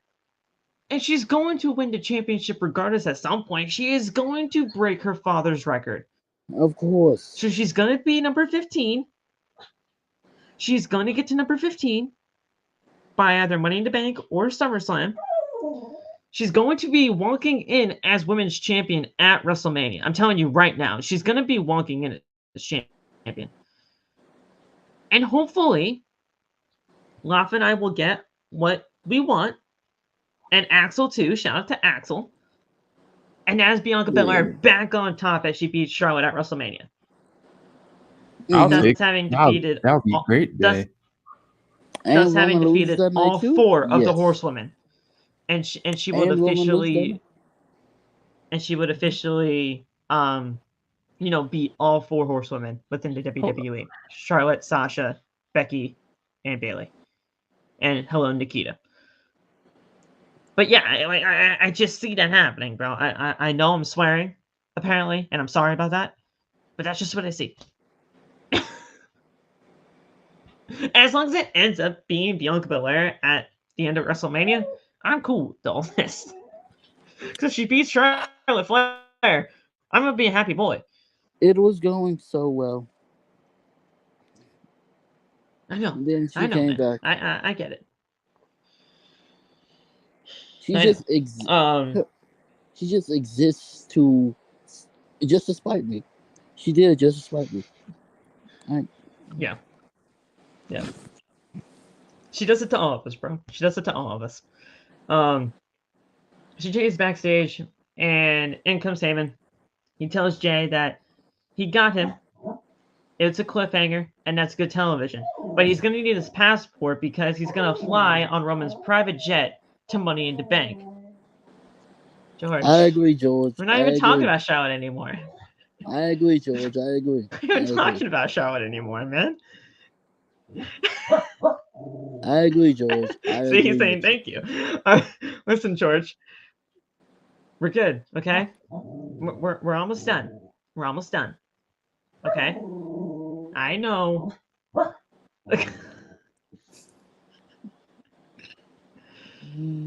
I want to get through this so bad, but this dog is actually making it entertaining. No, he said, fuck your podcast. I'm gonna bark. He said, fuck your podcast. I'm gonna bark. It's my show. He needs his passport so that he can fly to Money in the Bank. George.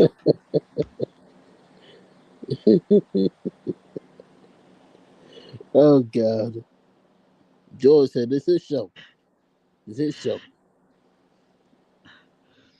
He needs his passport. He's going to Money in the Bank. All this kind of stuff. All right. He's gonna win the United States Championship tonight.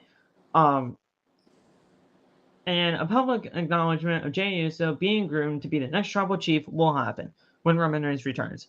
All this kind of stuff. Jey is smiling as Heyman extends a hand for a handshake, and Jey says he loves it. The new United States champion, and he can count on them for that. But he doesn't know why Heyman is so happy, because if he is in the Bloodline, Heyman would be out of the Bloodline. And then Jey walks away. I don't understand how that's logical. I didn't understand that point. What do you mean by that? He's probably gonna kick him out of the Bloodline. I didn't even. Oh wait, him as the new tribal chief would be out. Now I get it. Yeah, Now That I get means it. he Okay. first. I He didn't realize calls what he was shots. saying. Which means Paul is going bye-bye. I didn't realize what he was saying because I was like, wait, Roman wouldn't kick the wise man out. And then I was like, oh, wait, Jey is the tribal chief. He would kick him out. Okay. Thank you, bro. You filled that gap in for me because I was like, I did not understand that. But Pierce is backstage on the phone with WWE management. And Bianca Belair just comes in with her arms crossed and she's just pissed. He tells her, listen, I'll figure it out. I'll figure it out. You have my word. She tells him that he better. And then that's it. Battle. So, next Money in the Bank qualifying match, Butch took on Baron and Corbin. Every time I say the word Baron, I automatically just want to say Blade because of that fucking Baron 2K Blade. game. Baron Blade is crazy. But it's Corbin. Because he's not Happy Corbin anymore. I can say Happy Corbin just fine, but it's Baron Corbin now. He went back to his name, so Yeah. it's not Baron. It's not Baron Blade. It's not Happy Corbin. It's Baron Corbin. So it's just a thing. Carmelo freaking Hayes and Trick Williams were in the crowd tonight. Him was there. Which was great to see. And he got a pop. He did get a pop. He got an NXT chant too. See, cool. People do watch NXT. So all of this is taking place. Butch took on Baron Corbin. I mean, Baron Corbin just loses every time he's on TV on the main roster. So you can tell that Butch is going to win here. And he did. He picked up the win. Corbin goes for a chokeslam, but Butch rolls him up for the win. It was honestly very academic from there. And Butch went on to Money in the Bank. Corbin goes after Hayes, and he just sucker punches Williams, and Williams jumps the barricade, and the officials broke up everybody. And Corbin is upset. He's mad. He's pissed. He's all the things that, synonyms for mad. And then they're going to have their kind of thing going on for NXT when Baron Corbin goes after the NXT Championship. And I know, George, I don't like it either. I don't like that Baron Corbin's in NXT, and I don't like he's going after Carmelo Hayes. But, what are you going to do? What are you going to do, bro? It's crazy. I agree, George. I agree. But yeah, it is what it is. But yeah, Butch and Money in the Bank, obviously the right decision here. He'll be great. He'll be good. Then, this just went fucking crazy after commercial break because basically everybody from the Smackdown roster, in terms of the tag team division, were in the locker room of Sammy and KO. Then Kevin Owens plus the blood vessel. Popped the fucking blood vessel. So angry. He needs a Snickers. He's not here when he's angry. Yeah. Actually, no, wait. That didn't happen yet. We'll talk about that when that happens. That didn't actually happen yet. The Brawling Brutes were just celebrating backstage. Butch told her that, this is going to be great because now we're all going back to the UK. And this is going to be great. And then Cameron Grimes just attacked Corbin from behind. And yeah. So that's cool. Shotzi and Io Sky had their match. I mean, come on. Who expected Shotzi to win this thing here? I don't know, man. I don't know. They can surprise us. I certainly didn't. I mean, obviously, Io Sky was the right winner here. Io Sky, I mean, that's the Money in the Bank winner. Right there. Io Sky. That's it. That's the only person I want to see who wins this thing. Yes, Zelina Vega, a close second. She's a close second, Zelina Vega. Versus but Io. It's Io. At SummerSlam. Or WrestleMania. I need it.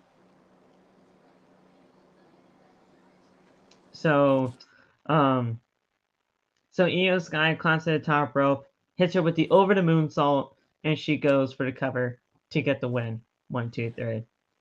And that was it. You know, obviously the match was not just the over the moonsault. It was a little longer than that, probably about like 6, 7 minutes. But at the end of the day, it was academic, and Io Sky was going to be in Money in the Bank. Yes, see that one's a happy bark. See, he likes Io Sky. Yes, George, Io Sky, good stuff. But yeah. So, George, I know. Yes. He really likes Io Sky, man. Yes, really he likes Io Sky. I don't blame you, George. I don't blame you. All right. So, Kayla talks to Austin Theory backstage. He says that he's legitimately the only person that found out. Like, he's the last person to find out about this. See now, he hates Austin Theory, so he's angry now again. He's the last person to know about this. It's disrespectful, but that doesn't make that's not an excuse or anything. He has had no time to prepare for any of this, but he is going to win. Jey will return to the Bloodline as a loser, and Heyman is looking for someone new to watch, and Austin Theory live could be that guy. Imagine Austin Theory just joining the Bloodline. Be fucking insane. Yeah. Also, apparently, Gunther just hit a year as Intercontinental Champion. 365 days. Yes, he did. Mm-hmm. Yes, he did. Congratulations, Gunther. He's great. Now break the record. Yes, he is great, George. He will definitely break Honky Tonk for sure. Even George wants it. He wants it. Yes, George. See, George wants the record broken too. He hates Honky Tonk, man. It's a fact that George hates Honky Tonk, man. It's okay, George. No. It's okay. We won't talk about him anymore. It's okay. He's got taste. It's okay. All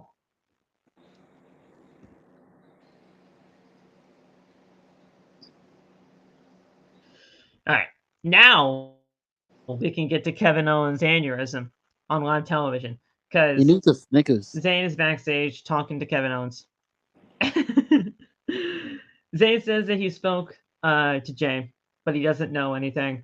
Owens tells him, listen, let's just focus on these tag team titles now. And then comes Pretty Deadly, followed by the Brawling Brutes, followed by the OC, followed by the LWO, followed by the Street Profits. And, you know, Kevin Owens is just pissed off. He's just like, listen, the unwritten rules are being unbroken left and right. We're not even talking about these people, and they're just coming in and they're just messing everything up. And Sami Zayn's like, listen, calm the fuck down. He needs a Snickers, man. He needs a Snickers. Your blood pressure is going through the freaking roof right now. Hold on. Adam Pearce, this is what's happening right now. Everybody wants tag team titles. Everybody wants tag team title shots. And Adam Pearce is like, listen, try this on for size, okay? These 5 teams go at it in a gauntlet match, and whoever wins gets a shot at tag team titles. And then everybody's like, fine. and then Kane was like, just leave us alone. I'm telling you, he needs a Snickers, man. He's not here when he's hungry. Oh my god. The guy's just he just yells at everybody. He's just yelling at everybody. He's not happy about it. KO, if you need a He's saying that he said that everybody was standing too close, and it freaks him out. And listen, I'm right there. Honestly, though, I'm right there with him. I hate it when people stand too close to me. I hate it when people stand too close to me, especially especially in a crowded area. I'm claustrophobic as all fuck. So if you stand close to me in a crowded space, I'm gonna be just like KO, man. So don't corner me. Don't put don't put Phil in the corner. Don't stand close to me. Don't surround me. It's not a good time. Okay, Basically, I'm what right here Phil with saying, KO. stay the fuck away from him. I'm right there with KO. Listen, I don't mind if we're we're in an open space, we're talking to each other in like a circle. It's all cool. But don't stand as close to me as those guys were, because I'm gonna fucking blow a gasket. I'm right there with KO, man. Even George agrees. And George is saying that's the truth, man. He's telling you that that's the truth. So. And then we had the main event, the United States Championship on the line. Austin Theory took on Jey Uso, and this was a good match. This was a good match. Yes, I know, George. I know this is a good match. I know. I hate this. I honestly really hate this, but this is actually making it entertaining.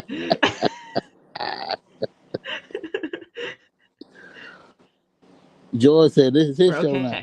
Okay. We're almost done. This is the main event. We're fine. This is it. We're done. Okay. This was a good match, though. Jey did very well against Austin Theory here. Austin Theory is great, whether you like him, whether you don't. He's a great United States champion. Actually, no, I wouldn't say great United States champion. Honestly, he's been very still as United States champion to me. See, I know, George. I agree, George. I agree.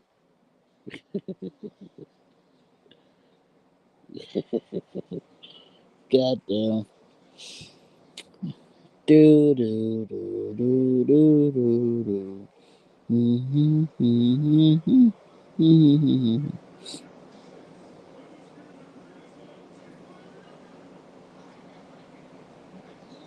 So, he's back.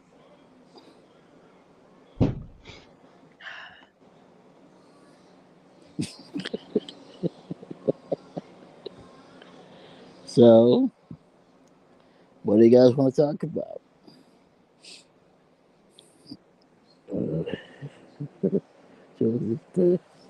He's pissed.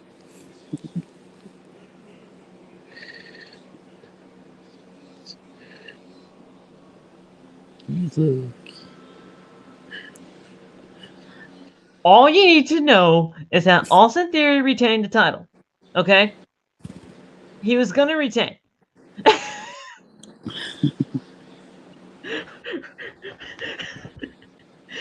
Because then my grandmother decides to knock on the door too and ask why he's barking. We don't know why he's barking. I took him outside. He's just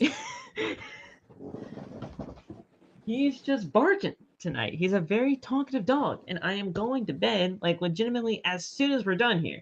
So please, just give me 5 more minutes.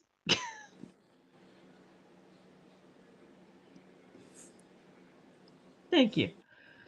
Okay. Where the fuck was I? Austin Theory, something. No, seriously, where the fuck was I now? What? We're talking about Theory. Loft, where was I? We're talking about Theory. Did you hear anything? You heard everything, right? Okay. Yeah. He fucking retained the title. I'm pretty sure everybody here knew he was going to retain the title. Pretty much. I mean, how do you guys feel about Austin Theory's United States title run right now? Is it stale to you? Because it's stale to me right now. We need something new. He wins the same way every time. Yeah, they're not making him. I'm not mad about the. Like, I mean, yes, the chicken shit heel winning, like, in the way that he does. I mean, that's just WWE 101. It's repetitive. I'm numb to the fact of that. But what has Austin Theory done since beating John Cena at WrestleMania in that subpar match? That was the high point. Not a goddamn. That I'm gonna tell you. I'm gonna tell you why. The answer is nothing. The answer is nothing. He No, hasn't listen. done shit since beating John. Yeah, 50 matches with Bobby Lashley. That's what happened. Listen, it's stale because you are. It's stale to some people because you've put him in a box of where he either fights the same person or wins the same way, and he doesn't get the promo time that I think he deserves to go out there. But at the same time, he can't. Like it's kind of the same thing that Cena said. It's very hard for some people to believe what he's saying, and he doesn't have long Yes. term feuds for the belt. He'll just have a one off match with Sheamus. They had the last time they had a feud with Bob. It was just the feud was booked like it was a video game. They just had them fight 8 times. You know what I'm saying? Yeah. Most feuds do not have to just go with you having the same match repeatedly.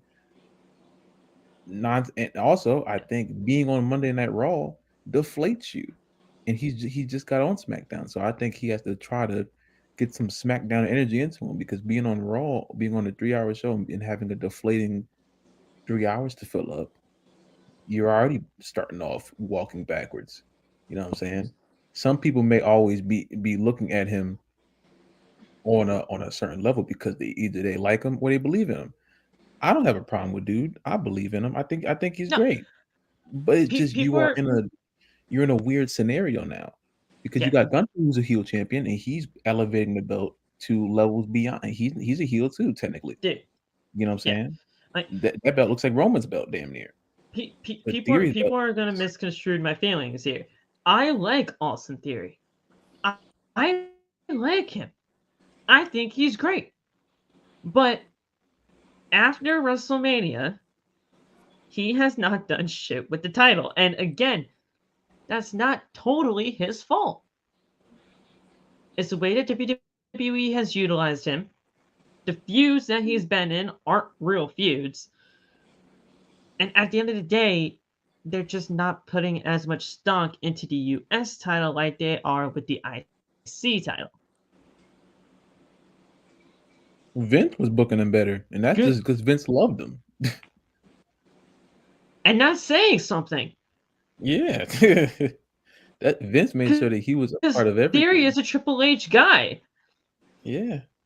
And Theory is a Triple H guy. So I'm like, what happened? When you start off with Vince and then immediately go to Triple H, it has to be a very you have to be doing a good job in the first place, and only a few people can make that transition very smoothly. And you can see now who've made you can like separate the two if you can do like a 50-50 split between like everyone on the entire roster, the main roster at least. It takes a You lot. know, yeah, you know the people who dealt with the transition the right way. Yeah. And Theory's one of the people who did not deal with it the right way. That doesn't mean he's bad. It doesn't mean he sucks. That just means that the transition from being put in front of everything, the way Vince was booking him, and then kind of taking a few steps back because Triple H is worried about the returns. Yeah. And even the Cena feud wasn't that good because Cena. It takes a lot to. No. Cena can't do it. It takes a lot to fix Vince's shit, honestly. Yeah. And right now, the whole like Vince stench of Austin Theory hasn't really gone away. I mean, has he improved since the Vince days? Dramatically, he has. But at the end of the day, after everything that happened with Money in the Bank and then the Austin Theory John Cena so-called feud that was a subpar match at WrestleMania, there's no that I'm him type of moment for Austin Theory. And I think that's what people are really trying to say right now as to the reason why he's not gravitating towards people well. Now, I think Cena was supposed to be that, but it's just yeah. And now some people are even saying, just fucking all together, turn in babyface. I don't want that. I don't think that'll work for him. It would, because he's very likable outside. He actually is really likable outside the ring. So, I don't think that would work, man. I mean, what are you gonna do? You're just like here's the thing when it comes to that though. So okay, fine. You turn him babyface. Where do you put him? Do you just put him back with the way again? Because you're just pigeonholing him into the way again. And The way was then entertaining. that's not really going to help him. The way was great back in in NXT, but is that going to be transitioning well to the main roster? Most likely not. No. We'll see. I mean, let's take a look at all this. Tommaso Ciampa's coming back. So they're instantly gonna probably do something with DIY again. So if you're gonna pigeonhole him back into the way, it's not gonna help anybody. And the way's on Monday Night You're Raw, only so you'd looking have at to risk. transition him over to Monday Night Raw again, or bring the way to SmackDown. And again, transfers just don't. We haven't had a transfer yet, so we wouldn't know how that works. But I mean, you're pigeonholing him into something, and it would be stale again. That's only because the So best I don't face know what turns. WWE has to do, They don't have anything because but they gotta the do something. best face turns happen. The best face turns happen when the heel has reached the peak of their heelness.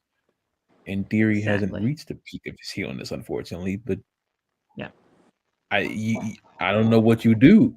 I can't even think of a solution now because you're kind of really already deflated him. Plus, people don't forget about the whole Money in the Bank debacle about him just looking goofy every week. So it's a lot of stuff. You can start from the bottom, but I don't know.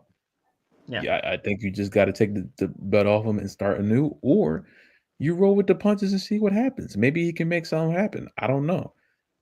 I don't really hate him being champion right now. I'm not really No. angry about it. It's just you're gonna hit that wall eventually, and for some people, he already damn near is the wall.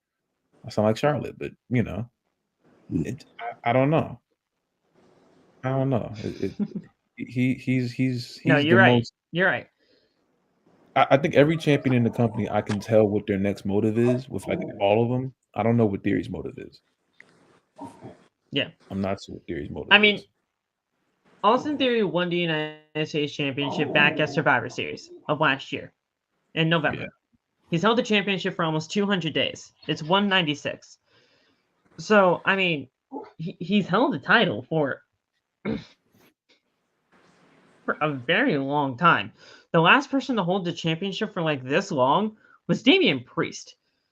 And we all know when Damian Priest had that United States Championship run, that was very something. up and down for that guy at the time. Poor Damien. And that's honestly saying it nicely. And surprisingly, guess who won the United States Championship from him during that time? That Balor boy. It's kind of crazy now looking back at it. It was that Balor boy right there. Oh God. It was that Balor boy. They're in the Judgment Day together now. But apparently somebody's leaving. Apparently somebody's leaving the Judgment Day from what is going around right now. Why? Because they're adding a new member. A certain member with a big ass head. They're adding a new member, so we have to subtract one. Oh no, they're gonna because JD McBighead got trained by Finn Balor. Why do you have to take Finn out? No, they're not taking Finn out. They're taking either Damien Finn Balor's leaving, or Damien's leaving. It's one of those two that are leaving right now. Why would you take any of them out? They haven't even reached the peak of their stableness. Why? Because Vince McMahon loves breaking up stables at the peak of their stuff, man. He did it with the Hurt Business. The Shield. The Shield. Damien's gonna be the next Paul Heyman guy. I'm trying to tell you. I'm not. That's what Austin Theory needs. Paul Heyman. Would that actually gravitate towards you to him more if you were to go to Paul? No. What is Paul going to say to make you believe in Austin Theory? Oh, I thought you were talking about Damien. No, I'm saying Paul needs to be with Damien, not Theory. That's what I'm saying. That's what I asked you. Do you think that Damian Priest going to Paul Heyman would gravitate you? Oh, absolutely. Absolutely. I mean, but look, here's the thing, though. look what Paul Heyman did for the likes of Brock Lesnar, a CM Punk, and a Roman Reigns. Damian needs Paul Heyman because Damian can't cut a promo. I'm not disagreeing with you guys. I think Damian Priest would be great with somebody like a Paul Heyman. I like that pairing. I was just asking for the sake of asking, like, would you guys be more inclined to him Oh yes, for if he sure. were a Paul Heyman guy? I think Damian Which, Priest is very good, very underrated, and he because would I get personally like Damian Priest. I know a lot of people really don't, but I why. personally like him. He showed on Monday Night Raw. He showed on Monday Night Raw that he could be a main event type guy in Yes, that match against Rollins. He did. he's him. That He's 20 him. plus minute match, he's getting massive praise from management. Because Which, he's I mean, him. how could you not? How could He's you him, not man. praise Damian Priest after everything that he's been going through? I mean, he had a banger match against Bad Bunny. He had a banger match against Seth Rollins. Oh, People are saying that he's buried because he's losing. Buried and losing are not the same fucking thing. And I'm tired of people using that term. mm-hmm. Buried and losing is not the same thing. Get that out of your fucking head. It's not the same. But then again, it's the He's not. IWC. The IWC doesn't have a goddamn brain cell in their They're never body. satisfied. You lose one match, you're buried. You win one match, you're overpushed. It's the IWC. Twitter's not a real place. It's Never has been. Twitter's not a real place. But here's the ending sequence of the United States title match. It got really hectic at this point. We saw Pretty Deadly show up randomly. yes, boy. And I was like, what the fuck are they doing here? Because they suck, bro. Oh my Now, god. They should respect Pretty Deadly. just show up out of nowhere and hit Jey with right hands. Out come Jimmy Uso. He hits them both with super kicks. Solo then runs down and hits Jimmy. Solo then goes for the spike, but Jey blocks it. Jimmy then goes for a super kick, but Solo got out of the way and he hit Jey instead. Jimmy is, he accidentally hit his brother, so he's like all flabbergasted and everything.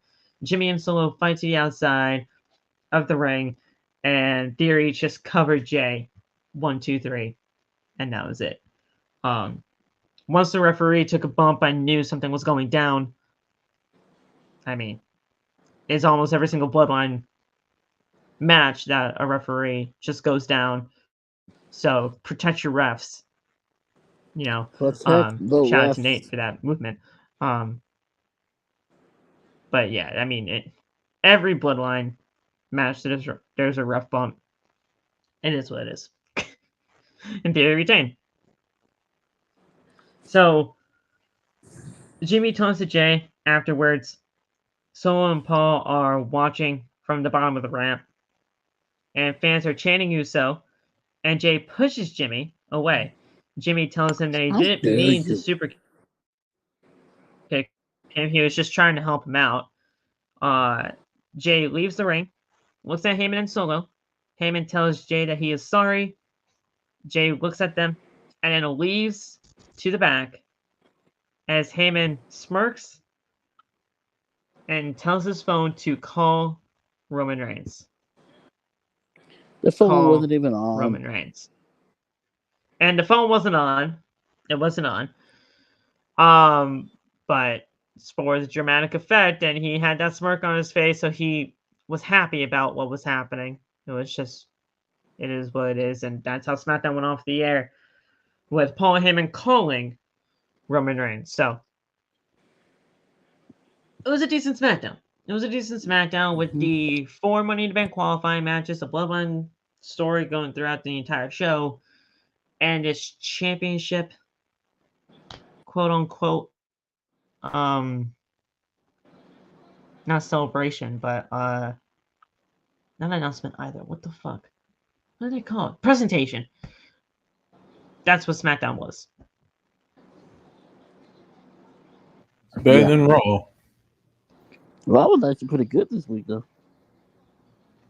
Yeah. I give them the Raw? benefit of the doubt. I thought Hartford. I thought Hartford as a crowd. I thought Hartford as a crowd killed it. Raw. I mean, it's still 3 hours. So, I mean, That's what kills me. That's what kills me. The wrestling was the best we've seen in a little bit, but damn, oof. I mean, KO Yeah, and Gunther, they legitimately had a pay-per-view match on well, that was television. awesome. That So, was I mean, awesome. that was we got that fantastic. on free television. Free television. I mean, that was was great. great. That legitimately made me mad that I was not there at the show. Why didn't you go, I'm Phil? like, why didn't I go? Because legitimately, I looked at the tickets, and the cheap seats all the way at the top were $275. Damn. I'm like, no, I can't. Yeesh. I'm like, I can't. That's crazy. I'm like, I can't do it. But not to fear. Sure, this might be the first out of the 2 times that they come to Connecticut. It's fucking weird, man. I don't understand how they do this, man. The home base is here in Connecticut, but they only go to CT 2 times. 2 times the entire year. One time they know that. one time in May or June, and then the next time it's most likely going to be in November. Because they know you're gonna be there. Because they know that you live here. So you know what? You're not gonna give them any shows. We won't probably see another show here in Connecticut until November, so that's interesting.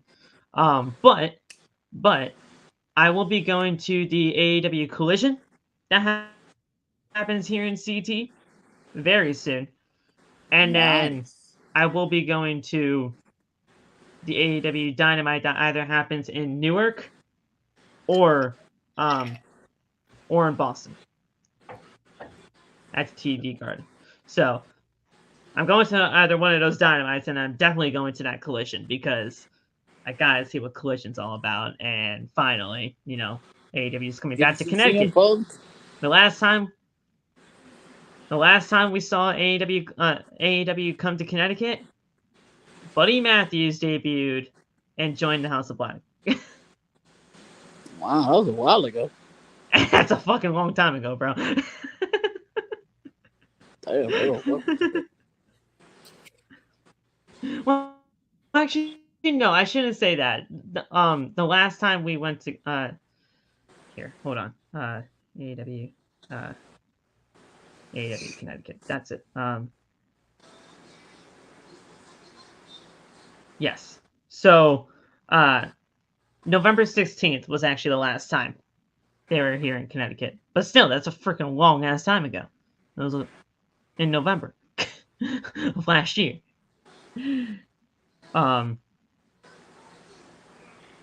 So there was that, and then the last time it was when Buddy Matthews joined the House of Black, and I was so fucking happy about that. I'm possibly going to Dynamite 200, and something special might happen there. I know you told us earlier, Aiden.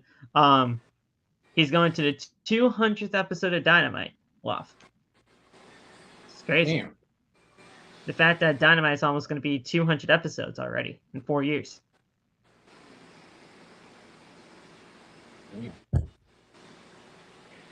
We're at 191 right now, I believe. Yeah. I mean, that's what we looked up. 191. Yeah. Fucking wild. Oh, question. Left. How are you feeling about Forbidden Door? Before we get out of here. I saw that. I mean, there's only Brian 2 Okada- matches so far. So Yeah, I saw the Brian there's Okada only 2 match. matches. Almost fucking melted. I know. That's gonna be freaking awesome. I do not want to watch CM Punk versus Kenta. No. That's not confirmed yet. I would think the Lord. I would love to see it, honestly. That's not confirmed I yet, think but it could happen. I'm gonna say something, and I don't want anyone to take this the wrong way, but it is what it is. I just don't want Punk wrestling right now. No, it's not. It's not even about But- Punk. It's not about Punk. It's about Mercedes. Oh, okay. I did read something the other day that they were planning for Mercedes to wrestle Saraya. Yes. That is right there. Sometimes there's a blessing in disguise. I don't think that would have been good. I didn't want that either. I did not want that either, Tony.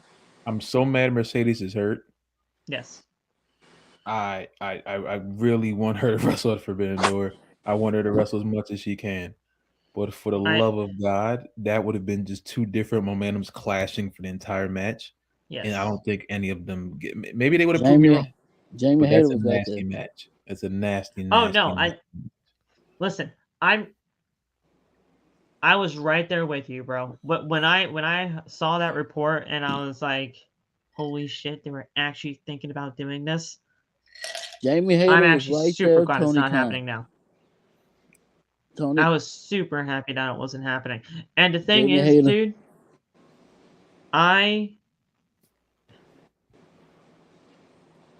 you know me. I've been very outspoken when it comes to AEW and Mercedes, right?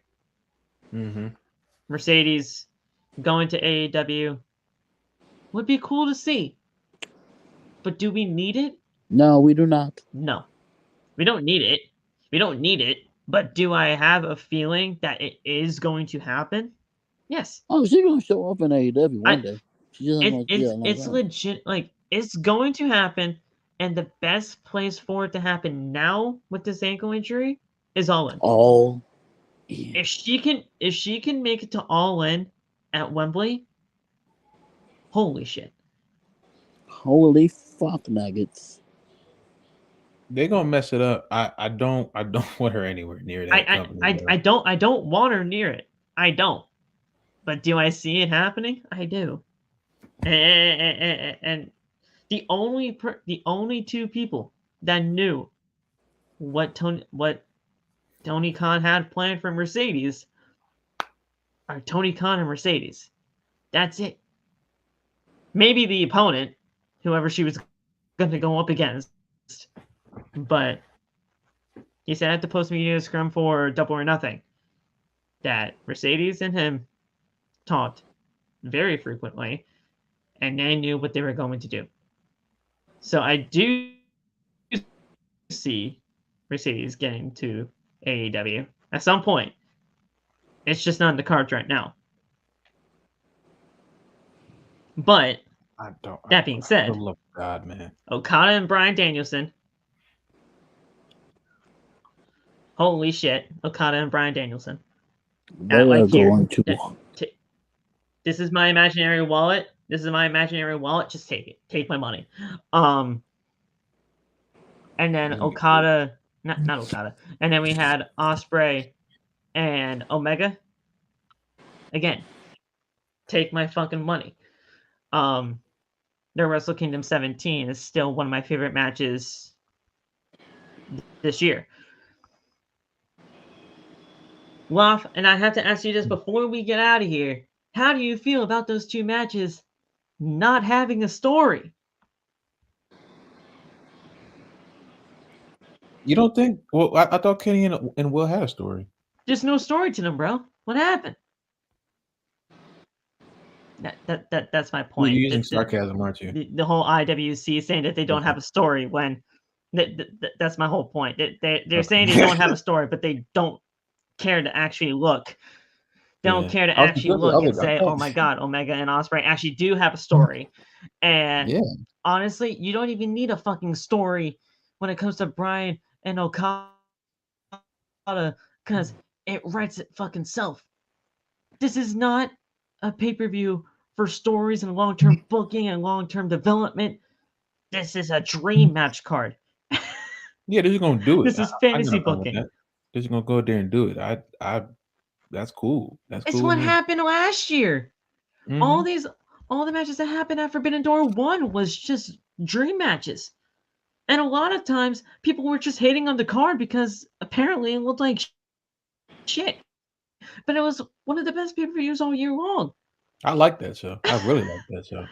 People I shot really all do. over the place when it was Will Ospreay and Orange Cassidy.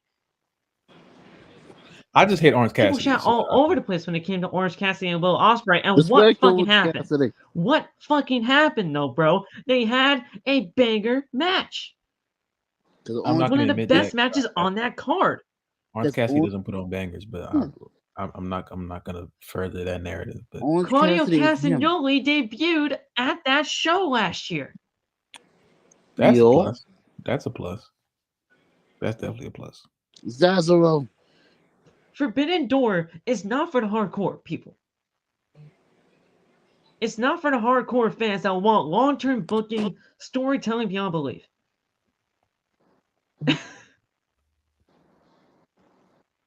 Have fun with these matches because you won't be getting them. If Bryan Danielson decided to hang it up after Forbidden Door, goodbye. I mean, I love you, Bryan, but goodbye. You did what you had to do.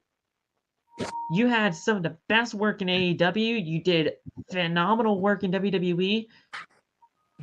Good stuff, man. He has Good nothing stuff. more to prove. If that's the match you want to hang your hat on, goodbye. You have nothing left to prove. We love you.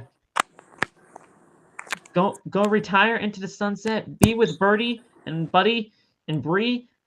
There's a lot of wait, Buddy, Birdie, Bree. I just realized there was just all bees in that family. That's wild.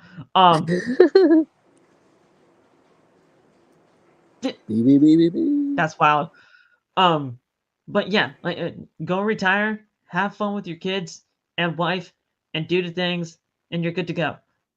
Right? Like, do the things, man. Do the things. You have nothing left to prove after this. You have nothing left to prove after this, and we love you, bro. We love you for it. But Forbidden Door is gonna be fine. So to all the haters that are saying they don't have story, it's gonna be fine. Just enjoy the show, please. And if you don't want to watch it, don't watch it. I'm gonna watch it though, and I'll be right here reviewing that shit. It's gonna be so good. Oh my god. I'll be at a Oh my WWE house freaking show God. that day. I'll be at a WWE house show that day, so I'm gonna miss most of the show, but I will keep up with it. Oh my god, it's gonna be so good. But yeah, that's it. Before George barks again, we're gonna get the hell out of here because he loves talking fantasy matches, and I'm telling you right now, man, he's been wanting a match between Paul Heyman and Don Callis, and it's just wild, man. I can't get him to stop talking about it. I can't get him to stop talking about it. It's weird. George What is going on? George wants some crazy matches here, man. It's crazy. Oh, and by the way, Love, I hate to inform you. I hate to inform you, but Aubrey Edwards is in a mixed person tag team match within the next few weeks. And see, George is pissed off about it. Aubrey Edwards, who is a referee in AEW, is in a match in the next coming weeks with Jay Briscoe. Well, not Jay Briscoe, with Mark Briscoe and Papa Briscoe. And they're taking on Jay Lethal, Karen Jarrett, and Jeff Jarrett. Karen? Yes, Karen. You need to tell your dad to lay off the stuff, man. And George is pissed off. It's the Jarretts and Jay Lethal versus Mark Briscoe, Papa Briscoe, and Aubrey Edwards. What the fudge cake? Karen? Kevin? Aubrey Edwards? Bro, she's a referee. I'm still stuck on Karen. That's Karen. I know, George. I get it. We're gonna get out of here. I know you don't like Karen as much as anybody else does. I know. I agree, George. I agree. It's gonna be terrible. I agree. I know. I know. All right.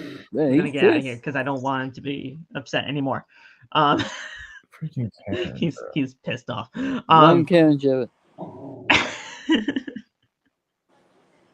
No, blame Tony Khan. This is all Tony's fault. I don't understand why he has to do this. You need to talk to your dad, man. Talk to your. Karen.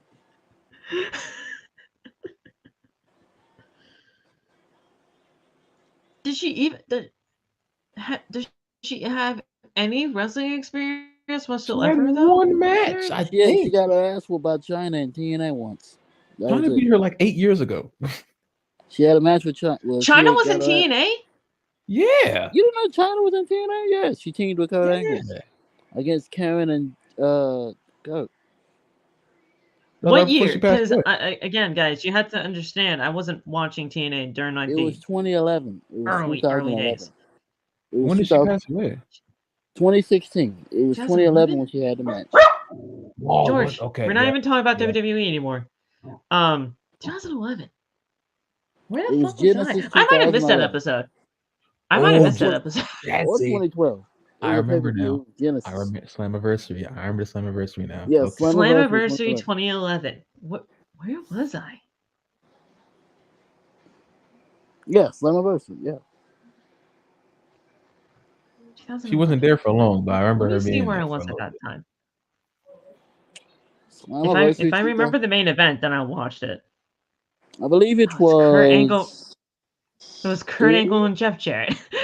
It was Kurt Angle and Jeff Jarrett in the main event. What the fuck? Okay. Yeah, damn. That China was there for like months. Since Angle won, he became #1 contender for the TNA World Title. Had Jarrett won, he would have received Angle's Olympic gold medal. What the fuck happened? Yeah, no, I didn't watch the show. TNA was wild. Look, Jeff Jarrett was running the show. Okay, he was running the show. It was weird. It was a really weird time. It was a weird time. Okay. Wait. When did Aces and Ace come in? Because that's when I started. 2012, I believe. 2012. Okay, so I came a year after that. Somewhere around there, yeah. Because Jeff was. I came around to TNA a year after that. Okay, that's why. Yeah. That's why I don't remember it, because I wasn't watching. Yeah, because Jeff was world champion in 2012, and Bully Ray beat him in a cage match. That was my favorite time, bro. When Jeff Hardy was TNA World Champion, bro, I was on top of the world. I wish I knew Loff during that time, man, because Loff and we would just be doing the whole Hardy thing all over the place around the house. That title that he used to have, that black one? Oh, dude, the Immortal Championship is the most beautiful title.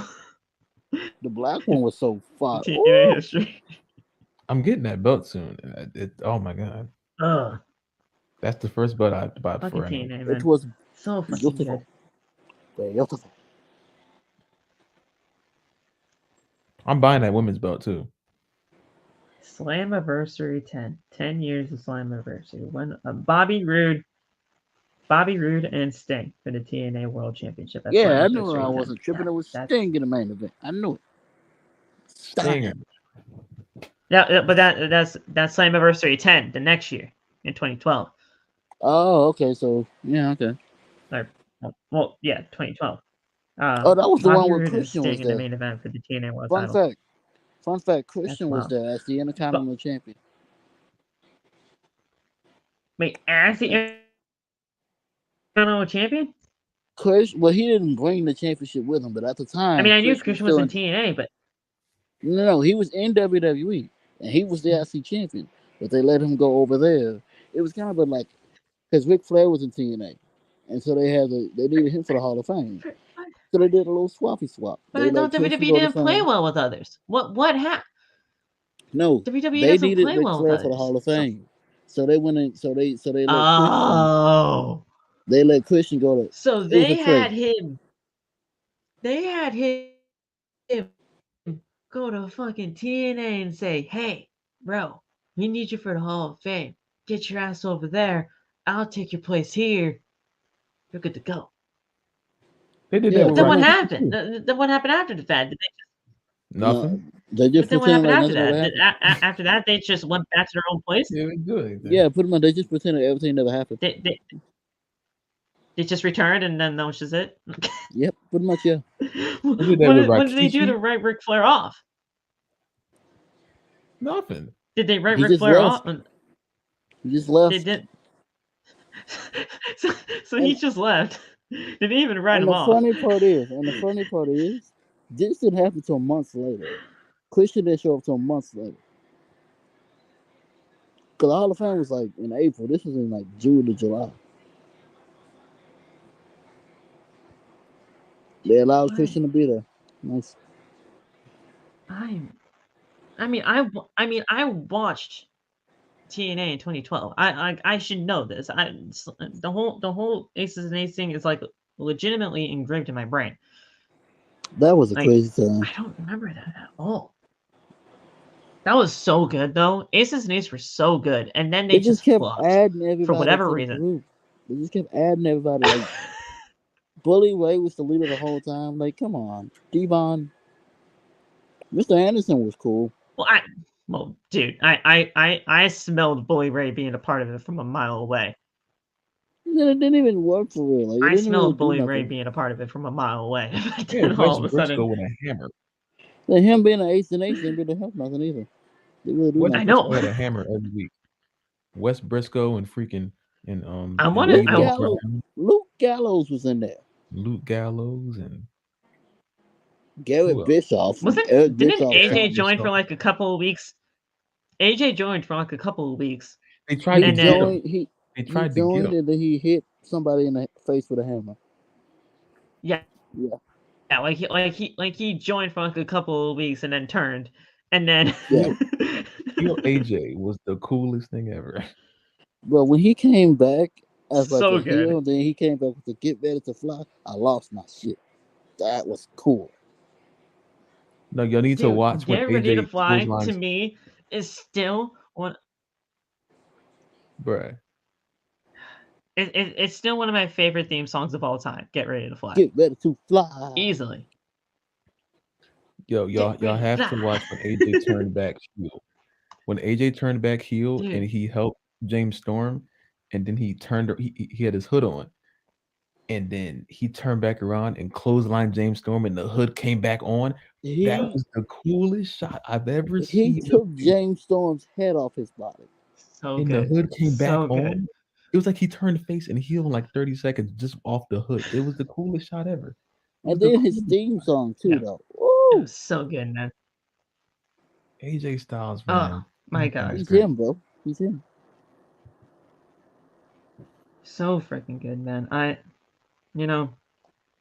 Oh, Brooke Tessmacher when she was walking around with Bully Ray every week, man. That woman right there. Oh Lord. Man. Yeah. Man. Hell, even Taz when he was a commentator. I know, man. Taz when he was a commentator too. That didn't make no sense. He was a commentator. It didn't make no sense. The whole TNA commentary is so it was so fucking underrated at that time because Mike Tenay was so good. Mike Tenay. So good. Oh. So freaking good, man. Wasn't he the one that just recently passed? No. That was Don West. That was Don, right? That was Don West, yeah. Even still, he's a goat too. Don West is amazing. He was him, bro. If Mike Tenay died, I'll cry. He's still alive, right? Mike Tenay's still alive, right? Yes, he is. Oh, thank God. Yes. Jeremy Borash was the ring announcer. Borash. Please God, I don't want to jinx that. Listen, I messed up. I'm sorry. SoCal Val, man. SoCal Val was crazy. Dude. That was crazy. Man. Oh my God. There's never going to be anything like that again. I'm telling you right now. So good. No, it will not. I'm in love with TNA. Like that. I'm in love with TNA. Prime TNA will never be replicated. And then Joker Sting. Yes, bro. Joker Sting was probably my favorite thing of all time. It was great. Joker Sting. He literally came out like the Joker every week. It was so cool. Dude. He's trying to kill Hulk And every I've been week. telling people this to this very day, right? And this is the final thing before we go. Do you guys remember during that WrestleMania build-up of the whole "Ain't No Grave" thing for Undertaker? And it was like the vignettes of like the shack and everything, and the thunderstorm and all that kind of stuff, and Undertaker just going into like all these random like shacks and abandoned houses and all that kind of stuff for "Ain't No Grave." Mm-hmm. That was supposed to be Sting. I'm telling you right now, that was supposed to be for Sting. I'm telling you right now, that was all meant for Sting. We were supposed to get Sting and Undertaker at that time. It turned out to be Sting and Triple H, which was fucking weird, but it turned out to be good in the end for WrestleMania. But I'm telling you right now, that was supposed to be for Sting, but Sting wasn't in TNA at the time. And you know WWE doesn't like playing well with others, so they could not get Sting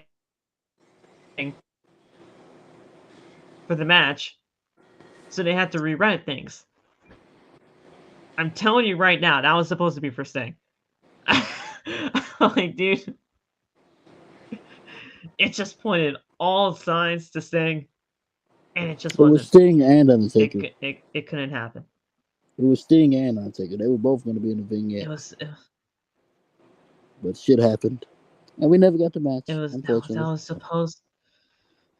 that was supposed to be for Sting, and we never got that match. And that is still going to be a dream match from everybody that people want to see, but it will just never happen. They had especially nowadays because AEW and WWE, fuck that. They were in the same company at the same time, and they still didn't do it. WrestleMania 31, it was like that.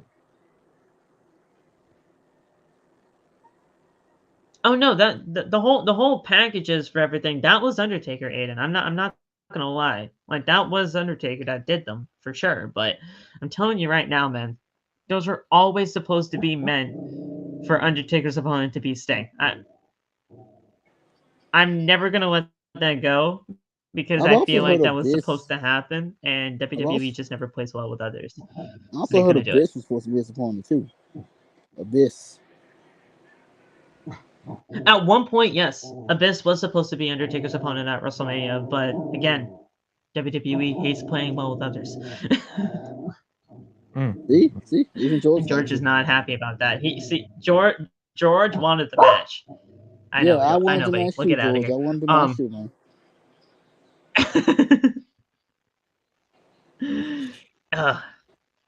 So good. TNA, great stuff over there. I love watching their shit back. It's fantastic stuff. Because we're gonna get out of here now. George wants to go to bed, and I know we're gonna get out of here. Motor City Machine Guns on top, baby. Yeah. Congratulations, Alex Shelley, for becoming the new Impact World Champion. And Chris Sabin is the X Division champion. Chris Sabin's X Division champion. Oh my god, let's go, Frank. Let's go, man. Jesus. Awesome. Fuck it. I'll look up this goddamn card right now. Not against all odds 1984. What the fuck? 2023. What? 1984.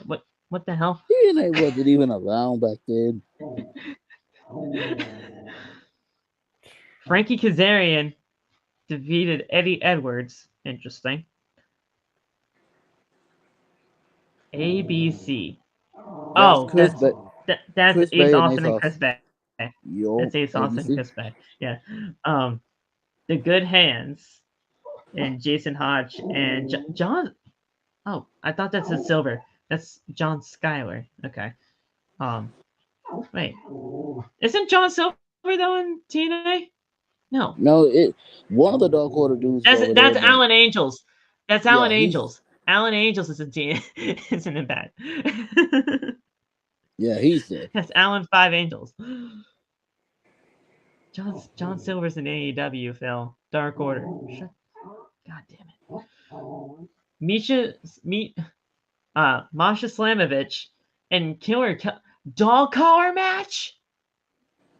The women had a dog collar match? They be wild over that, bro.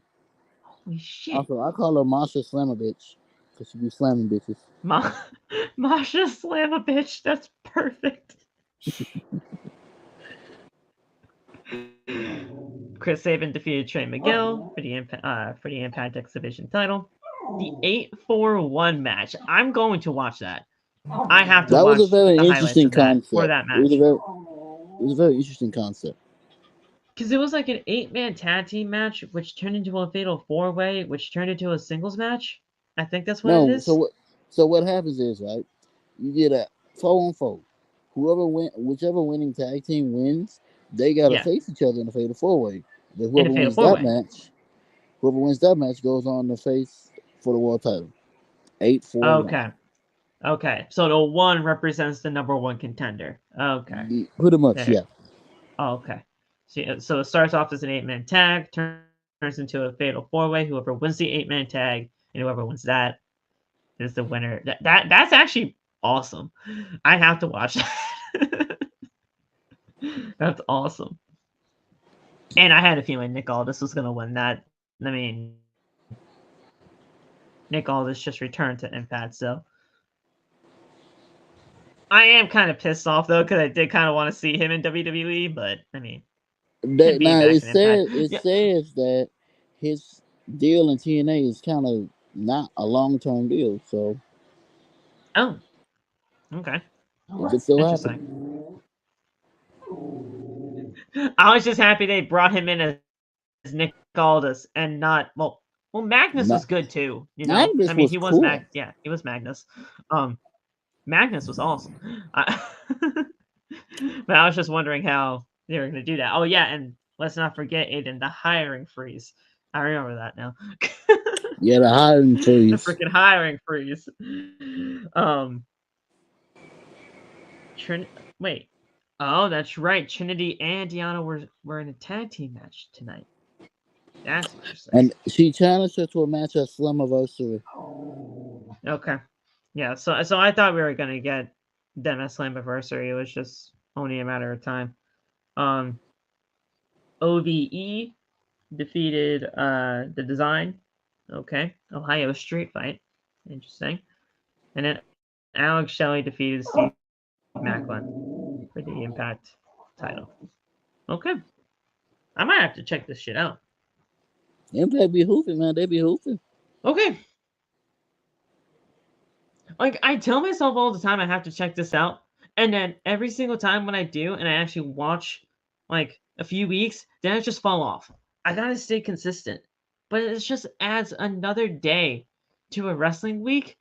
And I'm like, bro, I'm gonna be so fatigued.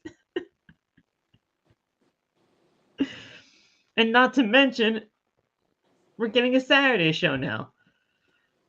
7 days a week. 7 days a week. Monday Raw, Tuesday NXT, Wednesday Dynamite, Thursday Impact, Friday SmackDown and Rampage if you're into that, but nobody's into Rampage nowadays, and then Saturday for Collision. And if there's a pay-per-view, that is 7 freaking shows in the week. That is 7 shows in the week. 7 shows. And then the pay-per-views on Saturdays as well, or Sundays if you're AEW. Too much wrestling, man. So much. But yeah, you're going to NXT. That's cool, Aiden. Have a good time. Nice. Have a real good time, man. That's awesome. But guys, now we're really gonna get out of here. George, you can go to bed. I promise you now. Thank you. We appreciate you. Tay, Loft, you have anything to say before we're out?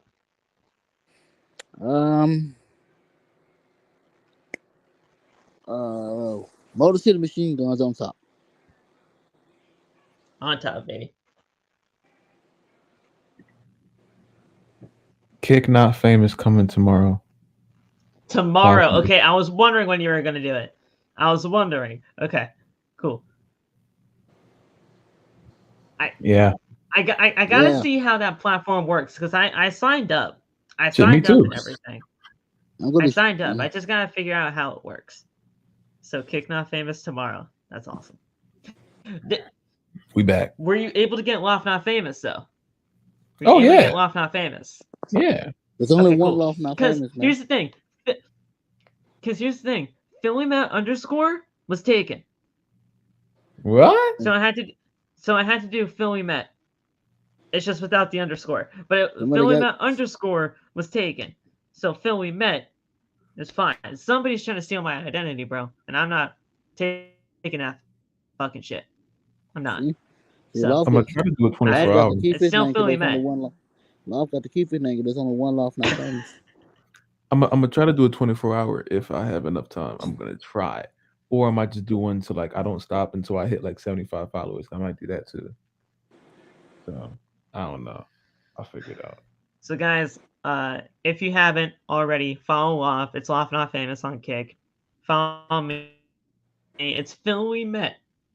It's Philly Met on TikTok. Well, look at my TikTok name. That's Philly Met underscore. Just take the underscore away, and that's my name on Kick. Because underscore was taken. Whoever took underscore, I am mad at you. But That's crazy. but we're still out here. If any of the OTB boys is trying to be in stream, I got an AEW World Cup for Phil. Hit me up for that, Aiden. Hit me up for that. There it is. Speaking of AEW, the Universe mode will continue. I got everything all set up now. I got Collision all set up. I got Dynamite all set up. We're gonna get back into it. We're gonna restart everything. So we're gonna restart from week 1, but all of the rivalries are fine and everything like that. We're just gonna start from week 1 and continue going again because it was just easier to reset the entire Universe mode, make everything again, and then just get back into it. Instead of just making the whole other show at like week 3 or whatever when we were just there. So we'll have a full build for everything. We'll do the qualifying matches for the casino ladder match and everything, and we're good to go, man. So all set. We'll get AEW Universe mode started very soon, and then when Fight Forever shows up, man, Loft, myself, and Tay, basically everybody's going to be streaming that, and that is going to be fantastic. You streaming that shit, dude. I can't wait to throw a bomb on one of you two motherfuckers just to break up a pinfall. I can't wait. Well, thanks, man. I can't wait. I'm gonna throw you into the. Something to break up a pinfall, bro. I'm gonna throw you into the Titantron up there. But you can do that now. It's gonna be so much fun. It's gonna be so much fun, man. I can't wait. And every single character model that I look at, it looks so good. Sting looks fantastic. I'm glad they fixed that. Orange Cassidy, you can put hands in the pockets. Eddie Kingston looks 10 times better than what he looked like. Beat him up. I'm going to beat him up. That's like my first objective. To beat him and CM Punk up. Just throw bombs on him. Damn. What did Eddie Kingston do to you? What did Eddie Kingston do to you? Eddie Kingston's fine, man.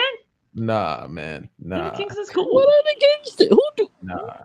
You hate everything good. I got Nah, because he's a threat. He's a threat. So he's a threat to what? A threat. I'm taking him He's out. He's a threat to who? Me. I got on the road to elite. I gotta be the best. So I gotta to who? Me. Well, actually, Eddie Kingston is a threat to everybody because he's a crazy motherfucker. But he didn't do anything to you. Nah, I'm gonna do something to him. I thought you were just talking Orange Cassidy shit, but now you're saying. I thought you were just talking about some Orange Cassidy shit. And him especially. Him and CM Punk especially. Respect the hands and pockets motion. But no, he sucks. No, he's You, great. He's a you can good legitimately person. have him fighting with hands in the pockets, bro. That is so cool. My hand's gonna be in his face. He is probably one of the nicest people. He is probably one of the nicest people on that AEW roster, and a lot of it's just like, nah, fuck it. Nah, fuck This Orange is gonna Cassidy. be the craziest He's story mode y'all ever saw. I'm he's gonna a get good. all my aggressions out on everybody. Everybody I gonna will get it. get you. I will personally find a way to get a meet and greet with you and Orange Cassidy and see what happens. Phil, don't See waste what your happens. money. Don't Because waste your money, Phil. I will waste it. I'll waste it for you. Do not do that to yourself. I will not participate in that at all. So you better think about that when you do it. It's Lawful not a addresses good idea. enemies on a road to elite. This is about to be y'all think I'm in there. Nah, I'm in there to man. It's Watch gonna be this. so good, man. It's gonna be so good. Thank you guys so much. We appreciate you. Stay safe. God bless, and we will talk to you sometime maybe during the weekend for some news if news comes out. But until then, we'll talk to you when we see you. Peace. Too sweet.